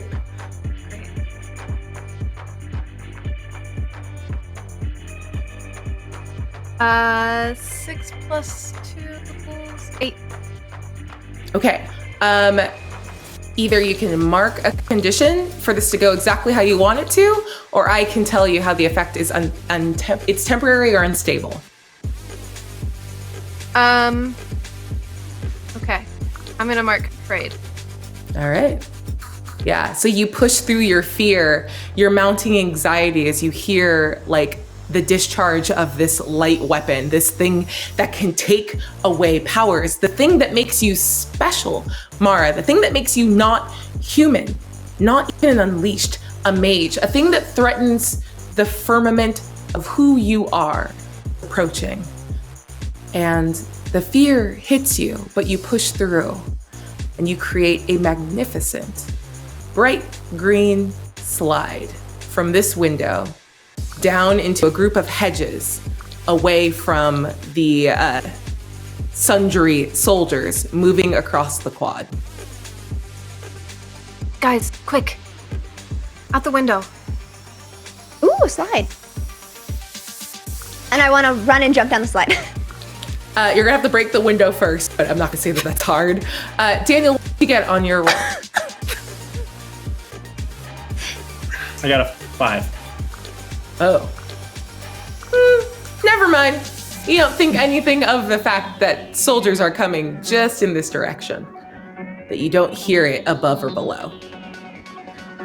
To break the window, I use my super soaker fingers to, and then I do like a little swan dive twirl down the slide head first. It's amazing. See, maybe we can go faster if you put water down the middle. What is that, crossing powers? It might! I wonder. And without hesitation. We're breaking all the rules anyway, aren't we? As Fee's about to go down the slide. Oh, Bria's making that face. I mean, want. I've given you like 1 rules in this game, but go off. I want to make it a water slide. The moment you're... Actually, go ahead and roll Unleash Your Powers for me. Okay. 12. Oh, yeah. As your incredibly capable powers come into play, you shatter the window and throw a bunch of water onto the slide. In slow motion. In slow motion, what we see is the crossing of powers and a massive burst of energy, of sound. I guess it would just be Fee in this moment to take a powerful blow as the entire wall God. gets blown off at the intersection of these powers. Is there anything I can do to help her not take this blow, or is it too late? Were you watching her do this, or were you checking on the hall? Oh, I mean, I figured I was done checking, and now I'm watching this. This happened simultaneously. Oh, okay, never mind. Do we even need soldiers coming for us? Huh? Where are the biggest to our soldiers in Aabria? Guys, this is really bad. I rolled a 12. So, wait, What do you I want rolled to a do? 13. That's not great. Oh no. Please stop making the number higher. It doesn't get Sorry, higher than yeah, that. you're right. I'm just trying to be accurate. I appreciate your honesty, and I will, in return, allow you to turn that 13 into a 12. It's still too high, though. What do you want to do? You have to pick one from the 10 plus list. I will say that you cannot remove yourself from the situation. Yeah, of course not. You're a hero. You don't get to run away. Yeah. Oh. I'll struggle past the pain and mark 2 conditions. Okay, you have to pick 2 things from that list. So that's one of them. Wait, it is? Oh. It says 2 options from the 7 to 9 list. Yeah, you're 10 right. plus. That's all good. And then I lash out verbally to provoke a teammate to a foolhardy. Wait, So who are you going to actually, yell at? And what condition are you inflicting? Okay, I'm going to. Daniel, what's your conditions marked right now? I have none right now. Oh, you don't get to ask. No meta asking. Okay, I'm sorry. I thought I You're had good. to pick a condition. Oh, it's okay. Like if it doubles up, then I'll switch it. You don't have to have Oh, that okay. meta I'm gonna yell at conversation. Daniel. Daniel, you stupid idiot! This super soaker is a horrible thing, and it's not great at all. Ow! And what condition are you inflicting on Daniel in this God. moment? Gonna make him feel guilty because he made me do something stupid. Yes, Daniel, that was definitely your fault, and you should feel bad. Is Right. she You're now heading down the water slide as she's yelling? It doesn't exist anymore. I blew it up. Oh my god. Oh no. Is there anything? We had to try. We had to try. Can I look out the window? There's no and window see- now. It's just the open, exposed. Right. Where there Can was I look once a wall, through there's that wall outside. and I want to see, be in the bushes. I have a suggestion for the group, actually. Yeah. Maybe that explode. Can I actually? Because if I'm still looking out the wall, did this explosion maybe, I don't know, throw them off a little bit outside? I mean, yeah, if you don't even have to like go up to the edge of the wall. You can see like flashlights moving in the direction of that blast, and you hear them yelling.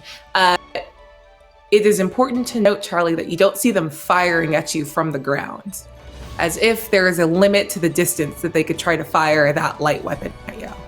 But they are definitely pointing with flashlights and sending more people up to you.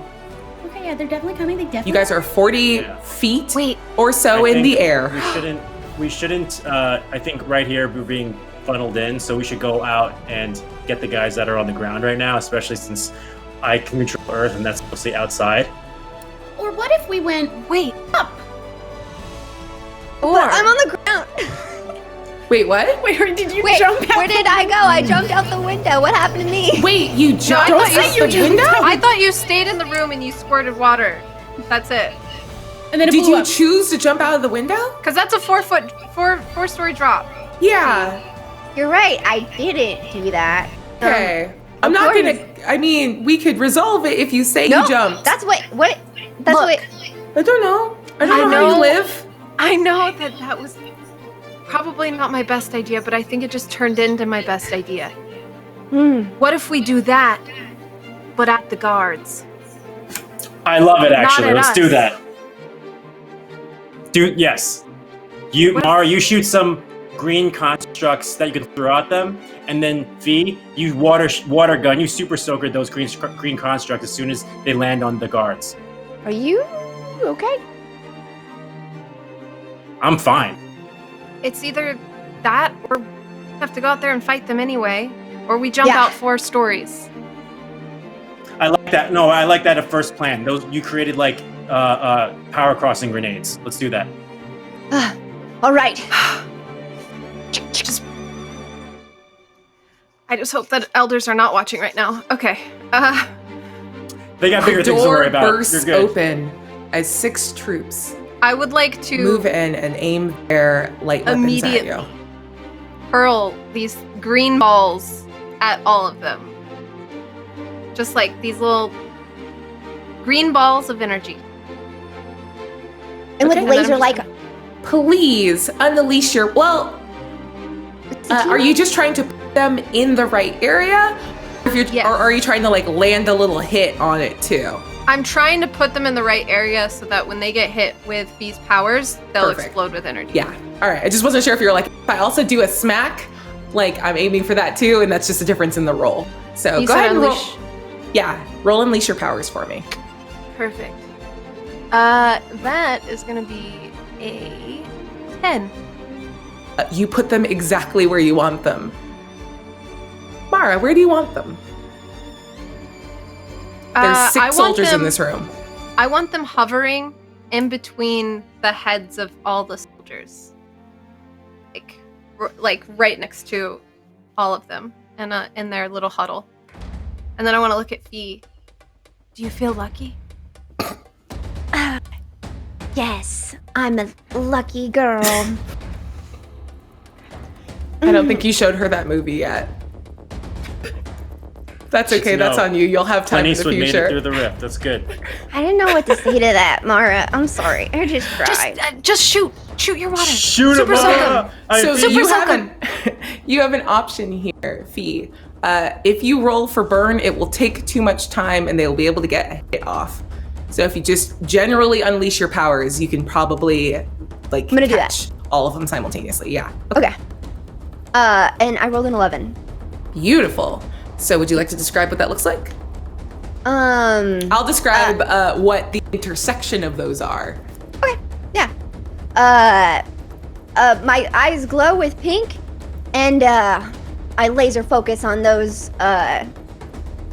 Was it 5? Sorry. I think it was 6. 6 of Mara's like little energy balls, and I just like go Matrix style and just start shooting them with my fingertips. Yeah. Amazing. And at each point, important question. These soldiers are all in the room. It's not a huge dorm room. Where are Charlie and Daniel when this happens? I'm still like on the other side of the door by the wall because I have a thing I'd like to do when she's done. Other side of the door by the So wall. like I was looking through the wall. I'm still at that wall. Oh, you're out like looking out into the abyss of the world. Into the hallway. Oh, you're looking in the hallway. That's where they came in. Yes. I'm just still So you standing just- there. So you were there when Are they you phased? Yeah. So they're you're not just coming through the in the door? pile of the soldiers? Well, no, I'm over. They came in through the door. I'm over by the wall. Okay, I think I understand that. Daniel, where are you? I don't actually, but I'm gonna move forward because my brain has completely shut off its spatial awareness, and that's on me. Maybe the door yeah, opened and blocked me. I think I'm still in the room by the bed, like where I thought that's where like Fee is and everything. Cool. All right, Yeah. you're I thought we were- clearing away. Oh, sorry, go ahead. I thought we were shooting these in the hallway. I didn't know we were shooting them in the bedroom. No, they Well, they burst just through. came I in. said they burst through the door. Got it. Sorry. Yeah. So, yeah, you hit all of them, and at each point where they make contact, a massive burst of energy rips through the room. And yeah, it knocks down. Do me a favor. We'll have Charlie do it. Charlie, roll a d6 for me. I rolled a 6. Nice. It hits all 6, and they all get scattered back and away. Some get knocked down. 2 of them lose like the weapons in their hands, and it's bought you a bit of time. It was less of like doing damage and more of a flashbang. You see that like body armor absorbed a lot of the impact of that fort. So it slammed against the wall, but it didn't necessarily knock them out. So Charlie, did you want to do something? I did. Oh, actually, I'm gonna need you to take a powerful blow because you were too close to it. Because you said you were by the wall, like by the door in the wall. Yeah, I assumed the door opened and I was on the other side of the door, just off to the side a little bit. That's fine. Like you weren't there to get hit by them, but you were also where all of those went off. Okay. I rolled an 8. Okay. Pick one from the 7 to 9 list.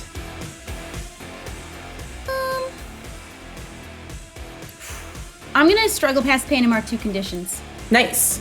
Go ahead and mark 2. Okay. And then as you do that, what would you like to do in response? You're hit, but you're like not knocked off of your center of balance. Like you're not discombobulated. You can do whatever you're planning to do. It just kind of hurt to be where you were, but that's okay. That happens. What I wanted to do was use the fact that I'm on the other side of this wall to my advantage, and I assume because there's a lot of them, a few of them are like sprinkled in the hallway. Are they all inside? I was going to say that they were all in order for Mara to hit them all, or for that intersection to hit them all. Okay. But you know what? They can be knocked, a couple can be knocked back into the hallway if you want. Like that blast can shoot a couple back if that helps you. It would help me. What I'd like to do is... you can have 2 of them. Cool. I want to unleash my powers to leap through the wall, knock one of them out across, and then into the next room across the hall. Yeah, okay, I like that. We're going to punch, so that's not unleash your powers, that's directly engage a threat. I'll do that. Because you're doing it, ouch. That's a 12. Oh my god, yes. Would you like to describe what it looks like? I would love if you painted this picture for me. Oh, thank you so much. That's really nice. Take +1 forward because I love doing it. Okay. Charlie, your bell gets rung, but you see in that moment, even as you get hit with it, you see 2 guards go sailing out of Fee and Daniel's room and slam against the opposite hallway wall. And you follow them out, taking all of that kinetic energy that kind of rattled you a little bit, but you go with it. And you actually go through and you're like, oh, I'm gonna do a fist hit. And you see all of that armor. And you go, oh, I have an idea. And you turn to use your elbow instead. And you phase through the front of the helmet and bring your elbow back with that precision that you understand so keenly well now that you interacted with the chip in Daniel's chest. This is so much easier compared to that, and you bring your elbow back into physicality just in time to rock this dude's face and bounce his own head back against the inside of his helmet, and he drops. I learned that from my friend Mara. And you carry through that momentum into the room where you see 2 air elementals sitting, talking to each other, crying, and you just go in and go, what did you say? Say it again, one more time. I learned that from my friend Mara. And they just look at you. Hello. Hey, Charlie. You should get out of here. What did you learn? What's happening? Don't worry about it. I'm gonna hop back through the other side. Be safe. And they just go back to crying. Who else would like to go? Are there any more? So did we knock out all the guards that are in the hallway? They are not all knocked out, but they are knocked down. So you have plenty of time to flee. If you want to knock them all the way out, 5 are still technically up. Got it. So can I locate the power neutralizer gun and throw it away from them? 2 of them had it cleared from their hands anyway, and they're just on the ground. So you can either go and make sure that there's no way they can pick those up, or you can spend your turn trying to disarm a couple more of the guards. You'll just need someone to go through and make sure that they lose those guns forever. Do you know what I mean? Yeah. So I'm gonna go over, and try to take the guns away from them. For the ones that are still holding them? Yeah. The ones that are not. The guys are on the ground, so when they get up, they don't grab them again. Okay, so you see 2 guns on the ground. You can absolutely grab them. What do you want to do with them when you have them? You're just kind of holding these 2 big, 2 foot long by 8 inch high, big bulky boys, kind of tucked up under your arms. Yeah, I'm gonna notice. Ooh, is this armor and this gun carbon fiber? The gun is not. The armor appears to be carbon fiber, but it's something else because it's catching a lot of different like abilities and seeming to deaden them. So it's something stronger than carbon fiber. But you're on the right track if you want to go with whatever you're thinking. Okay, because I sense a little bit of that carbon in the carbon fiber. Yeah, and you I do. And I use my powers to crush them, so it turns into crush the armor, so it turns into like handcuffs, and so it binds them so they can't get out. Please roll to unleash your powers for me. That's cool. That's very cool. Get a water gun. I got 5. Is there? Wait, any there's a +1.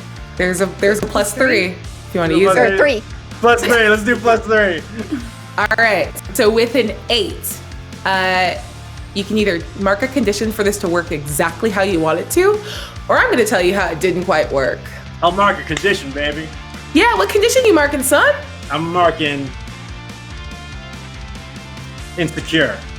Yeah, that feels about right. You like clench and you're like, oh God. Oh shoot. And then you like really sweat and focus and you're able to crumple that carbon and pull it together and fuse it.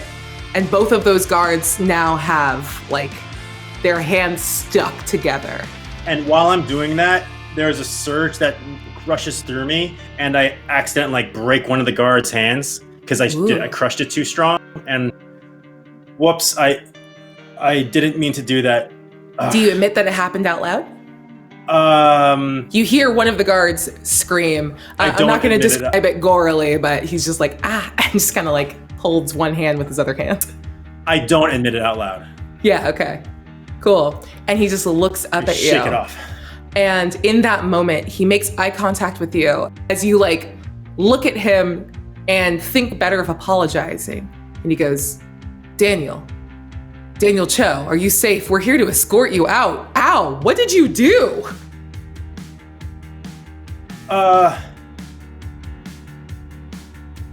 Sorry, buddy. And I punch him in the face and knock him out. You're gonna punch a dude the helmet. So I'm gonna have you directly engage a threat with disadvantage. Did it look cooler in your head? Because I can relate. It's okay. Directly engage a threat. I believe in you. You can do this. I'm not even using the hard moves I have, and I have several. 6. Oh, a 6? Cool. You go to punch, and yeah, your hand like connects with. Which hand were you punching with? Just a thought. This one. The ring hand? Would I be able to help? Oh, absolutely not, Mara. You see this happen, and Daniel, use your elbow. he didn't see Charlie do the cool thing through the door because she had phased through. Daniel, you go and swing, and at the very last second, something instinctual in you goes like, oh my God, protect yourself. You're about to punch a helmet. And the ring itself, you are able to reach into whatever strange metal this thing is wrought out of. And it seems to reform. So there's like a bit of like, kind of like a knuckle duster situation that provides a barrier that like pops a hole in the helmet. It doesn't knock this dude out at all. But the ring is different now. And all of you feel this massive surge of pressure and gravity as Daniel has reborked his ring. And now, in addition to everything else, there are like lashes and arcs of dark black, limned in white light electricity coming off of Daniel. I'm sure it's fine though. Just stay back. We have to support him from afar. Can I run and hide behind something? What do you want to hide behind? Like to what end? What are you trying to do? Clear condition. Oh, yeah, absolutely. As all of this happens, like as the room is filled with these people and you see them with their guns, you've seen what they can do. You leap away and you spend at least a good 30 seconds hiding behind your bed, holding the sort of remains of your narwhal and trying to calm yourself down so you can get back to act. Go ahead and clear that condition. But I'm going to say you're not going to act for the next round, and people are going to have to notice that you're not interacting. But I'm fine with it. How many guards are still up that have guns? So right now there are 3 guards. Yeah, there's 3 guards that are still kind of like picking themselves up. They're dazed. They have their weapons on them, but they still look a couple seconds away from like realizing which way is up to do something. And this power's like arcing off of Daniel, right? Like these lightning is arcing off. I would love to. I want to use my powers to like rope these guards and pull them into an arc of energy that's coming off of Daniel. Amazing. All right, roll to directly engage a threat for me. This music slaps. That's danger, so 8. With an 8, I'm gonna say you can either grab 1 and you won't get hit, or I'll let you grab 2, but you're gonna exchange a little bit of, you're gonna jostle with these bad boys a little bit. What would you like to do? Let's jostle. Yeah. Do you want to describe what it looks like? And I'll describe what the lightning does. Yeah. Mara's going to like do this kind of a motion, and then halfway through like her third turn, a rope is going to materialize in her green construct, and she's going to lasso one of the guards. Or 2? Do I get 2 or 1? Sorry. You get 2. She's going to lasso 2 of the guards together and then whip them into one of Daniel's energy arcs. And I notice what she's doing, so I make sure that the lightning is like directed directly at them. Yeah, beautiful. So as he literally leans in to help you with this, I'm gonna say that a single shot goes off Mara, but it was switched to the like ballistic weapon. And it's not gonna shoot you, but it is going to shoot the ground under you. The ground that you didn't realize had been cracking and splintering from the berserker version of Daniel from earlier. You are hyper aware, especially in this moment, that this building took a bunch of damage before the wall got ripped off and is going to collapse imminently. But that doesn't cause a condition. That's the result of the jostle. And as you like lasso and pull them into Daniel's like arc effect area, you flinch a little bit because you see that green rope is going to intersect with that black energy, and all of your instincts believing that Daniel was an elemental like he said he was for so long, thinking that was going to be a power intersection. But as the energies pass through each other, nothing happens, because this is mage energy. This is a mage wrought ability.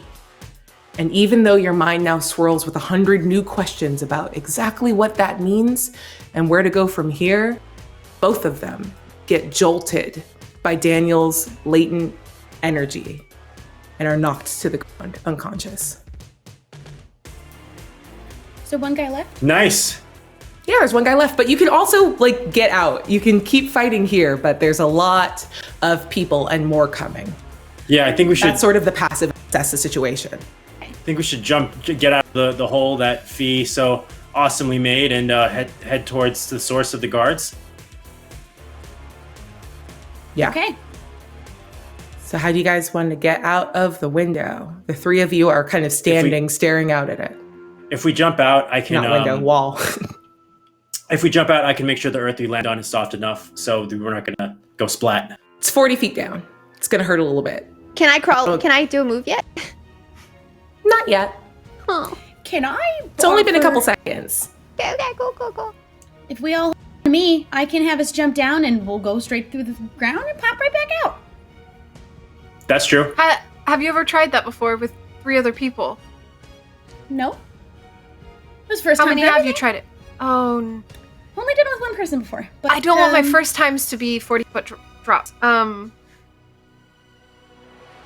What floor is the mage dorm on? The mage dorm is a different building, technically.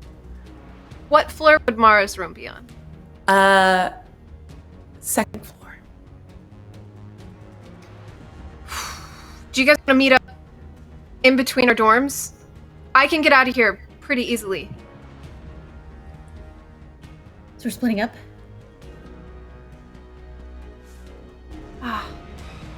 Wait, Mara, how are you going to get out of here?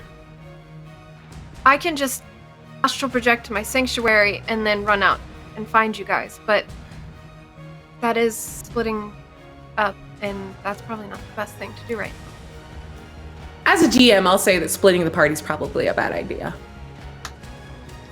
But do it. I have so many hard moves.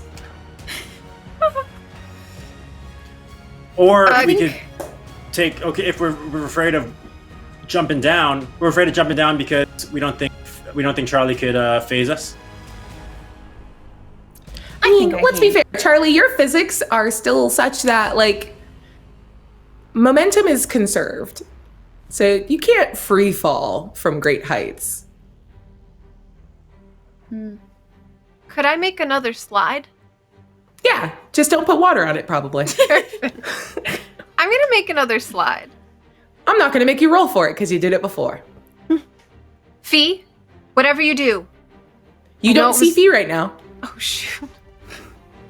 Fee? Wait, where's Fee? And you're able to look around and you see that on the other side of her bed is Fee. Fee, we're going to go slide now. We're going to go slide down the 40-foot slide and go downstairs, all right? Regular slide, no water slide. No regular slide. Don't use your powers. We got this. All right. Can I move now? Yeah, you can move now. You can move now. Could I go over to Fee and, like, see if she needs something? Yeah, she does need something. She looks incredibly stressed. And her eyes are glowing pink. Her skin seems almost like pearlescent and like pink toned and iridescent and moving through all of these like subtle colors that like in any other moment, if it weren't bottled up with all of this anxiety and like drama and danger, would be beautiful. But this is a stress response. Oh boy. Can I use the light gun on her? Can I turn to Daniel and Charlie? You guys go down the slide. I'm gonna grab Fee. We'll be right behind you, I promise. I'm gonna Hold her hand down the slide. Okay. No, we don't do that. Just go down the slide. Okay. And then right before I go down the slide, I'm gonna hand Mika one of the light guns. I'm like, just in case you need this to power her down. Her eyes are going a little pink. That is a very dark joke, Daniel, and I respect you for it. And I'm gonna put the gun aside. No, it takes away her power. The light gun. What if Again, that? Incredibly funny joke that you're making right now. It's definitely a joke. We'll see you down there. Stay safe. All right. I think in this moment, everything that's happening to the rift would be triggering some PTSD from what had happened on Fee's planet when it started to self-destruct. And that is probably what the motions she's kind of going through in her head is. She's like kind of stuck, rocking back and forth with her eyes glowing pink, trying to get out of that headspace. So you're not even super aware that your name is being called right now. You're sitting there rocking, thinking to yourself. What are you thinking about in this moment, Fee? What specifically? I'm thinking about how everyone was screaming and running on my planet as they were going through, trying to grab whatever they could to get on the ship to return to safety. And in that panic of people tripping and falling and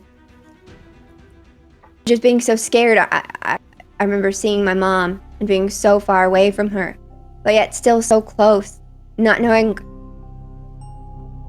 if I was a coward to have left or if I should have stayed.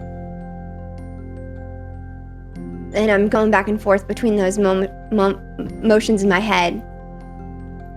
And in that moment, Fee, you're unaware of it because you are very much removed from where you are physically and mentally in this moment and in this space. But Mara, as you duck down beside her, you hear Fee murmuring, speaking full sentences, not to you or at you, but in her native tongue. The thing that she has very specifically not done around you. She's taught you fun swear words and like little things, but she's speaking and muttering.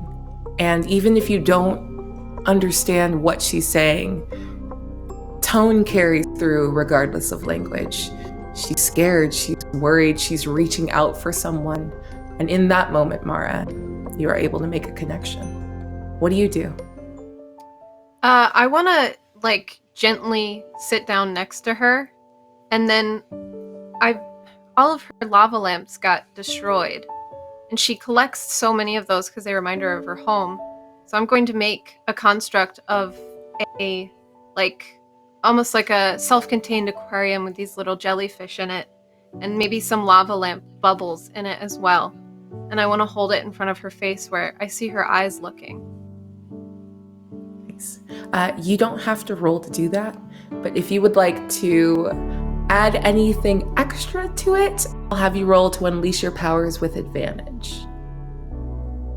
I want to put our little narwhals in it as well, like the plushies that we have. I'd like to have a little green one, and I'd like to really push to make the light around one look pink. There you go. Go ahead and roll to unleash your powers for me. On a hit, you can control the color of any of it. I got double sixes on that. Okay. For a total of what? Morale. That's going to be a total of 14. With a 14, this looks exactly how you want it to look.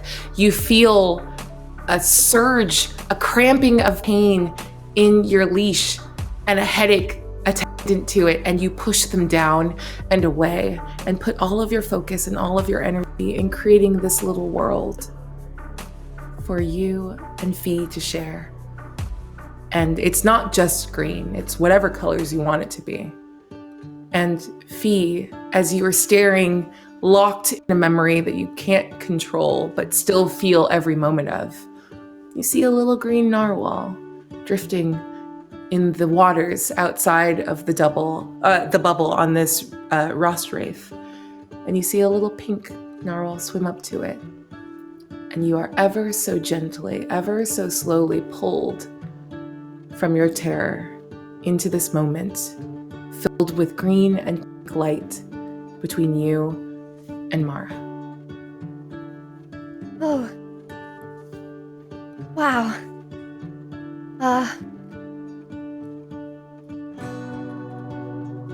That's really pretty. I use the descriptions of whenever you talk about home to make the Rost Wraith. I'm sorry if it doesn't look perfect. I did my best. No, it is perfect. You're perfect. Thank you for this. It really means a lot. Yeah. Oof. Mara, please roll. Please roll. I'm sorry to interject. I cannot say how sorry I am to interject. Please roll to comfort or support with advantage.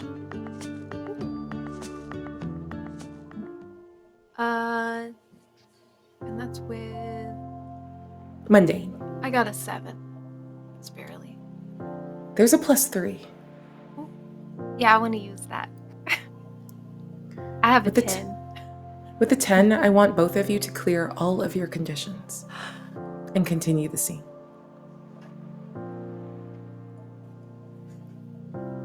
It got a little hairy in there, but we gotta go fight with our friends. We gotta make sure that they're safe.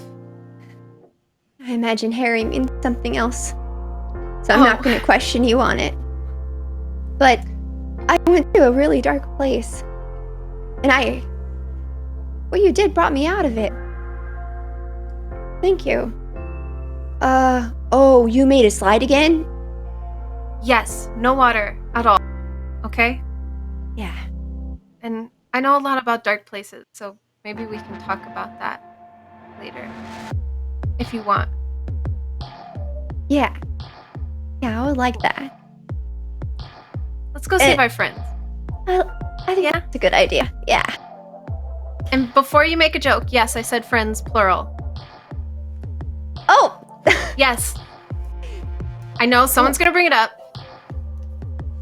Daniel's your friend now. See, I told you. I told you he's so great. He may be a human, but he's pretty good with those uncontrollable powers. So. Right? And he has such a big brain. He's so smart. Also, I feel real bad. Like, I don't know what I'd do if I was a human and then I got powers and then there was the option of them being taken away. Like, to get all of this and then to have it leave again. Yeah, it's kind of like his dream. It's a bit crushing. I don't even think he told you how he got his powers yet, right? No. That's his story to tell, but it's pretty sad. Let's go make sure he's protected, and he knows that we're both his friends. We can hold off for a little bit. Just let me come to terms with that, what I just said. Yeah, Thank you.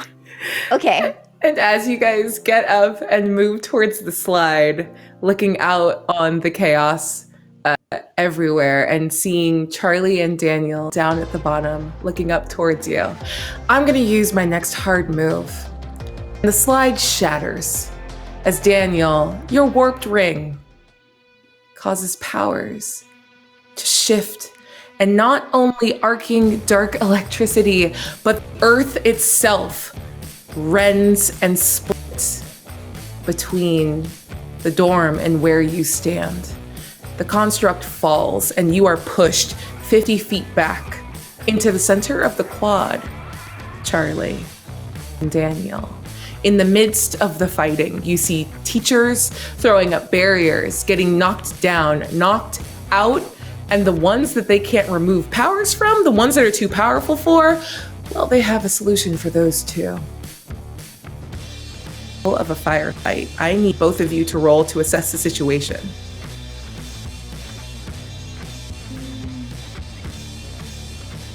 Ten. 5. Thank you for the hard move. So, Charlie, before you ask whatever questions you want to ask, and as you get like a situational awareness of where you're standing and what your options are, you spot. Daniel, even with a 5, you can't deny that all of a sudden, the dozen or so guards that were finishing securing the perimeter, that were locking doors to the younger dorms, having cleared those areas, suddenly turn in your direction, Daniel.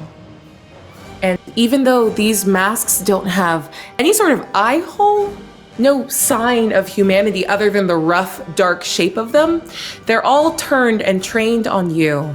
And lights go up and point in your direction, and they all point and see you and move towards you. Daniel, they are coming for you. You know what the guard in the room said. You know what this means.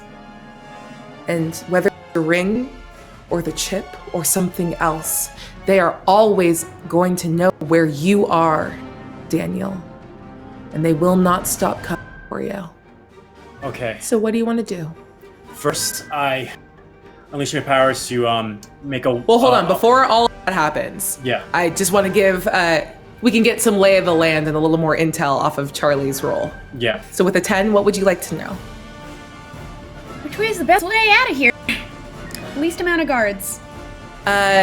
So the guards were scattered everywhere. And the unfortunate answer to this is if you just get away from Daniel, you can run unimpeded. But they're moving towards him.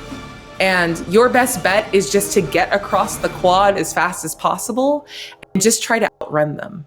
Though they seem to know where he is. And wherever you go, the two of you, they will follow you. Daniel, I don't know if there's a way out of this. We just have to run. And we can keep running. Yeah. Listen, and then first I'm gonna put up a wall in front of us, so we're behind something. Okay, roll to unleash your powers with disadvantage, please. Oh, okay. Oh my god. Oh, okay. Oh no, 5. It's okay. A low roll doesn't mean it doesn't happen. It just means that I get to do something about it. Oh, throw boy. up a wall, but you throw up a wall. Go ahead, continue. Okay. Throw up a wall. Charlie, it's clear that these guys are after me. That guard up there told me that he knew my name, and he knew exactly where I was, and that everyone else is going to come after me. I need you to run out. I need you to run away from here, okay? And leave you? Yes, this is my fight. You have to go. Daniel, this is not just your fight. I'm not gonna leave you here. I know I run, but I'm not running without you this time. Charlie, I understand that you're trying to help, but I don't want you to get hurt, okay? I've already done enough damage to all of you guys, to Fee, to Mara, and you. I didn't even realize I was hurting you. I can't let that happen again. Daniel, I'm not afraid of getting hurt. Where am I going to run? I have nowhere else to go. I'm standing here and taking this fight with you because this is my fight too. I'm not leaving you here alone. Charlie, please roll comfort or support with advantage. With advantage.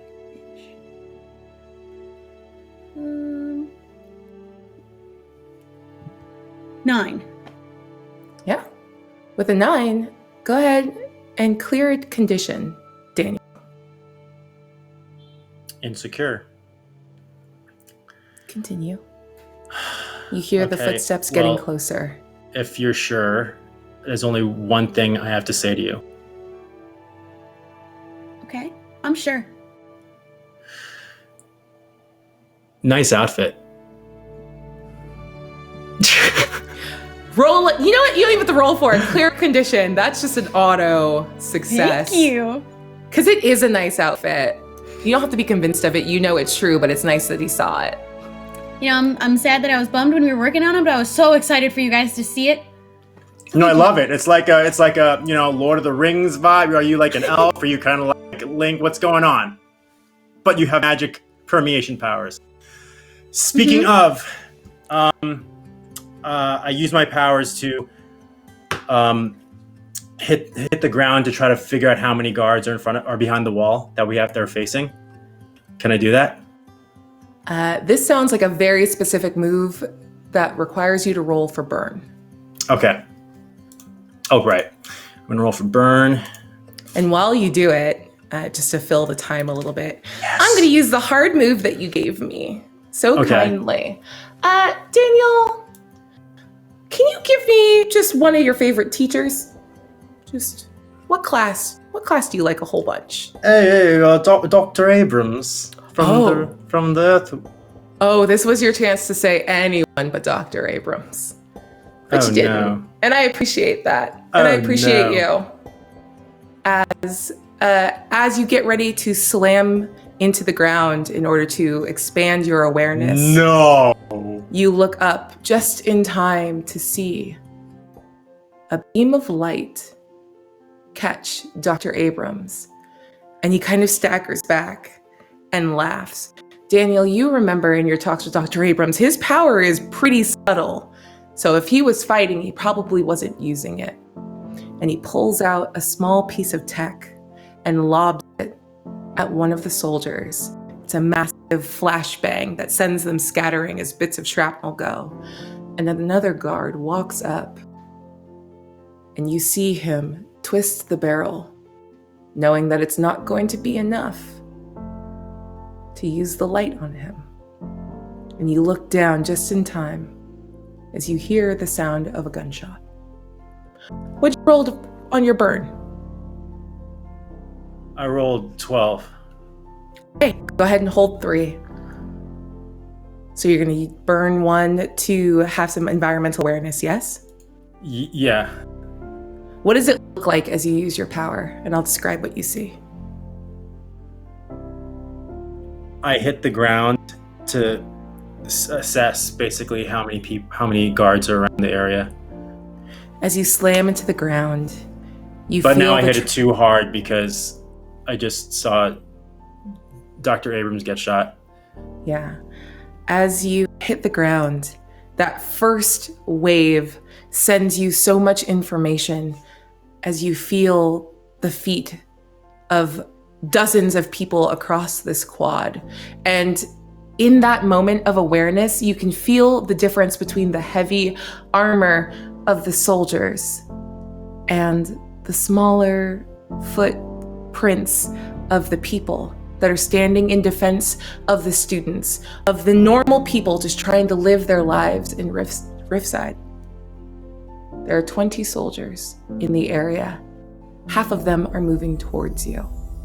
They are still about 75 feet away, closing in, not running, not chasing you.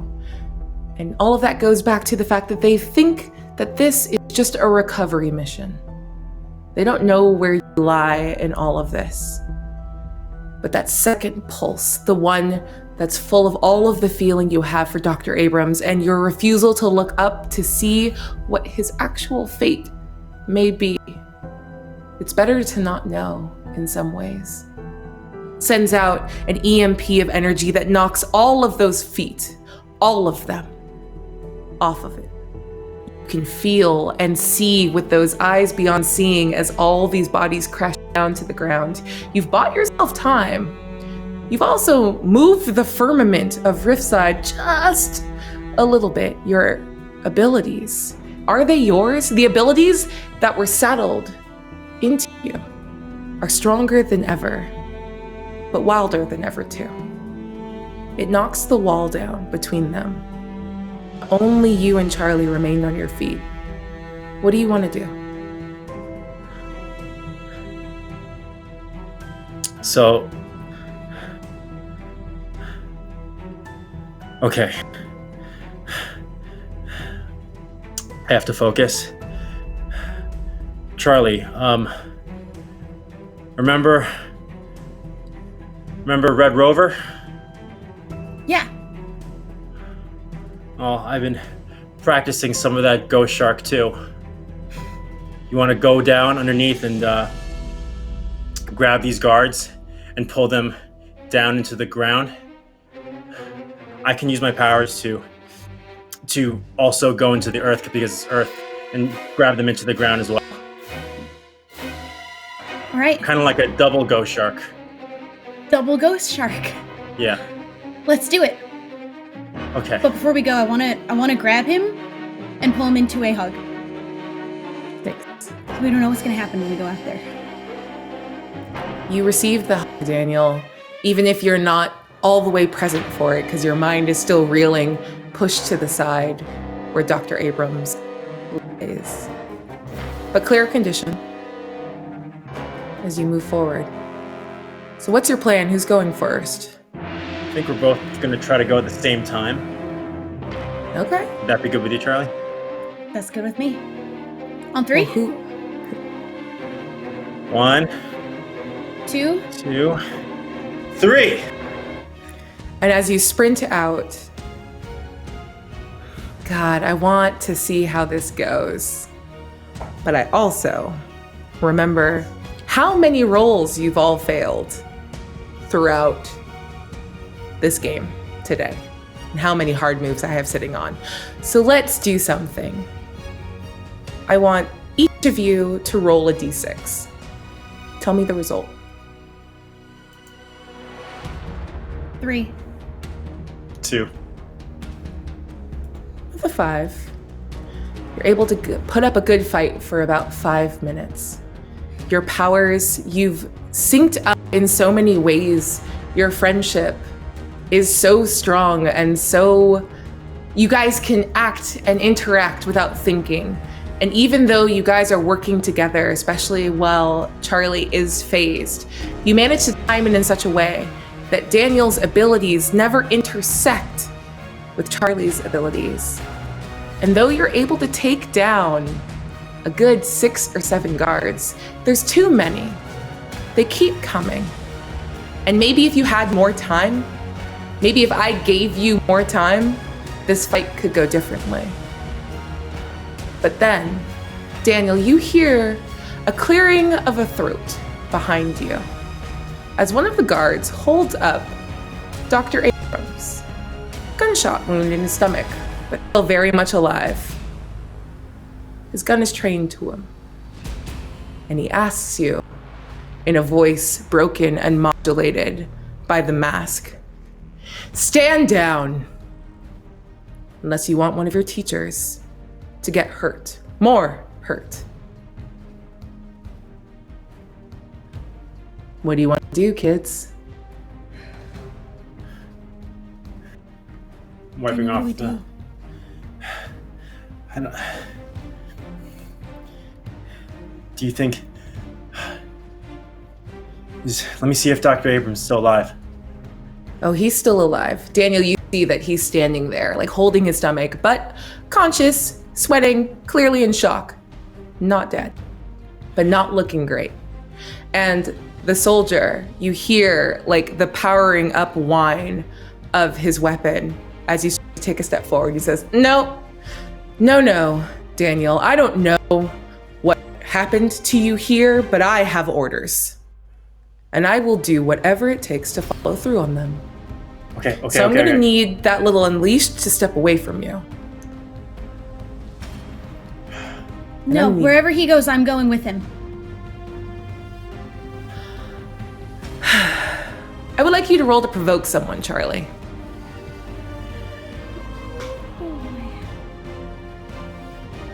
To provoke is +8. With an 8, you know from his entire body position that he doesn't care about you as a person. But you know who he works for, Charlie. And you have one more card to play. And he goes, I don't think so, little missy. So if you could just head on over there and you'll get flashed with a little bit of light and we'll all go about our merry way. And I'll be a hero for bringing back Daniel Cho. You coming, son? I'll go with you if you promise not to hurt my teacher. I'll let him go. I don't care about him. And he throws Dr. Abrams to the ground, but still keeps the gun trained on him. Please don't shoot him. I'll go with you if you don't hurt him. Whatever happens next is on what you do. So if you come over here, kneel down, put your hands behind your back so I can take you back to Genesis. We're gonna be fine. Okay. Charlie, what are you doing in this moment? I would like to step in front of Daniel with my hands up and say I'm going with him. Okay, I don't know how many times I'm gonna have to do this. And he switches it back to light mode and is about to shoot you. Do you want to do anything? I don't know what I can't do. You know what? You asked one question earlier from your assess the situation, so I'll give you this one for free. You know who they work for. And coincidentally enough, you worked for him too. Your last card to play is mentioning Dante and hoping maybe that buys you this moment. But they look very, very confident in their ability to take your powers right now. You have to take me because I need to talk to your boss. Genesis, I know who he really is. Dante Aoki, he runs the DRD. You have to take me to him. How do you know that? And he begins to lower his weapon just a little bit, not to put it all the way down, but it's not trained on you. Who are you? I'm Charlie King, and trust me, he'd probably be glad to see me. Alive. He puts the gun back up, but he puts one finger up and says, hold. And you can hear the voice box click off as he's now having a conversation within his helmet. And you stand there for a tense minute. Daniel, are you doing anything in this moment or are you waiting for it to happen? Because that will affect what happens next. I'm gonna ask the guard, can you contact Dante? He holds his finger up again. And then eventually the voice box clicks back on. And he says, "Okay, Miss King. Apparently you are who you say you are. And I've just been given orders from Dante himself to bring you both in. So are you gonna come quietly? Or are we gonna have a problem?" Wait, no, just take me. You don't. She has nothing to do with this. Dante is my brother. Son, I know who you are, and now I know who she is, and orders are to bring you both in. So come with me, and the old man will be fine. And he Daniel, it's okay. gestures, and another guard picks him up and starts taking him over to the side, and he's actually starting to do like a little bit of triage. See? We're people of our word. We're not here to destroy you. You're much too valuable for that. So he's in good hands as long as you cooperate. So I'm gonna ask one more time before I use my little flashlight on you. Are we gonna have a problem? Daniel, it's okay. We go together. I'm about to use my powers, but then I notice that there's a couple other guards coming, doing the exact same thing behind me. Mm-hmm. So, and I see that Dr. Abrams is still moving and is all right. Yeah, he's actually being actively patched up right now. So I lessen my grip. Fine. We'll go with you. Look, see? No muss, no fuss. Follow me. And he turns, and 3 other soldiers fall in behind you to make sure that nothing untoward happens. And you're led across the campus into the administration building, where the DRD is setting up its base of operations, and where, unbeknownst to all of you, Genesis is making his way as we speak. And we cut back now to Fee and Mara. I will assume that you managed to make your way down to the ground. We don't have to play the slide game again. You're on the ground. Cool. So where are you headed? I'm gonna be looking for Daniel and Charlie, because they were supposed to slide down the slide and then wait for us. Well, you saw them standing at the bottom, and then everything like broke and got split, and then like walls of earth went up, and you kind of lost sight of them at that point. Can I...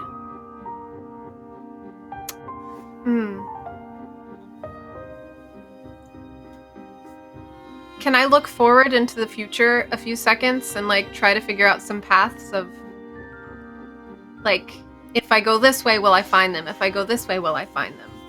Okay, your main intention is to find them, yes? Yes. Okay. Is there a role associated with this ability, or does it just happen?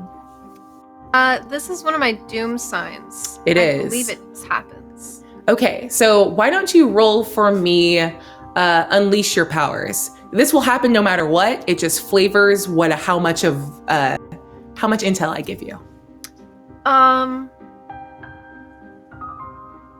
I got a 5, but I'm gonna use a +3.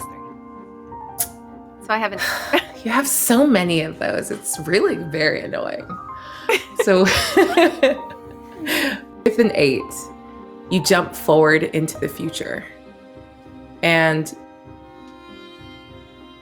it's strange because what you see is a very zoomed in view of Daniel and Charlie just walking calmly, not running, not fighting, just walking.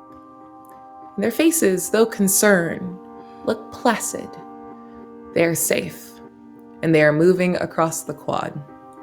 You don't know why you can't see them from where you are right now in the tree line, but they're moving across the campus, but to where you are unclear. Fee, they're this way. I don't know where they're going, but I think we can catch up to them if we run. Okay. Just walking. What? I don't know. I guess there aren't any guards over there. Maybe they're trying to find us. And they don't want to, I don't know. Why would they walk? Yeah, that's weird. I don't know. Yeah. Just this way. Follow me. And I'm gonna start, jogging/running in that direction. Perfect.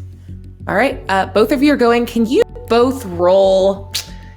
Let's call this, it's not quite a directly engage a threat, but I do want you to roll plus danger as you navigate this. There are still guards moving around. They don't seem to be in active, battles, but they are picking off stragglers. I got a 7. Okay. Got a 6. Oh, beautiful. Then here's what I'm gonna do, and here's where we're gonna finish.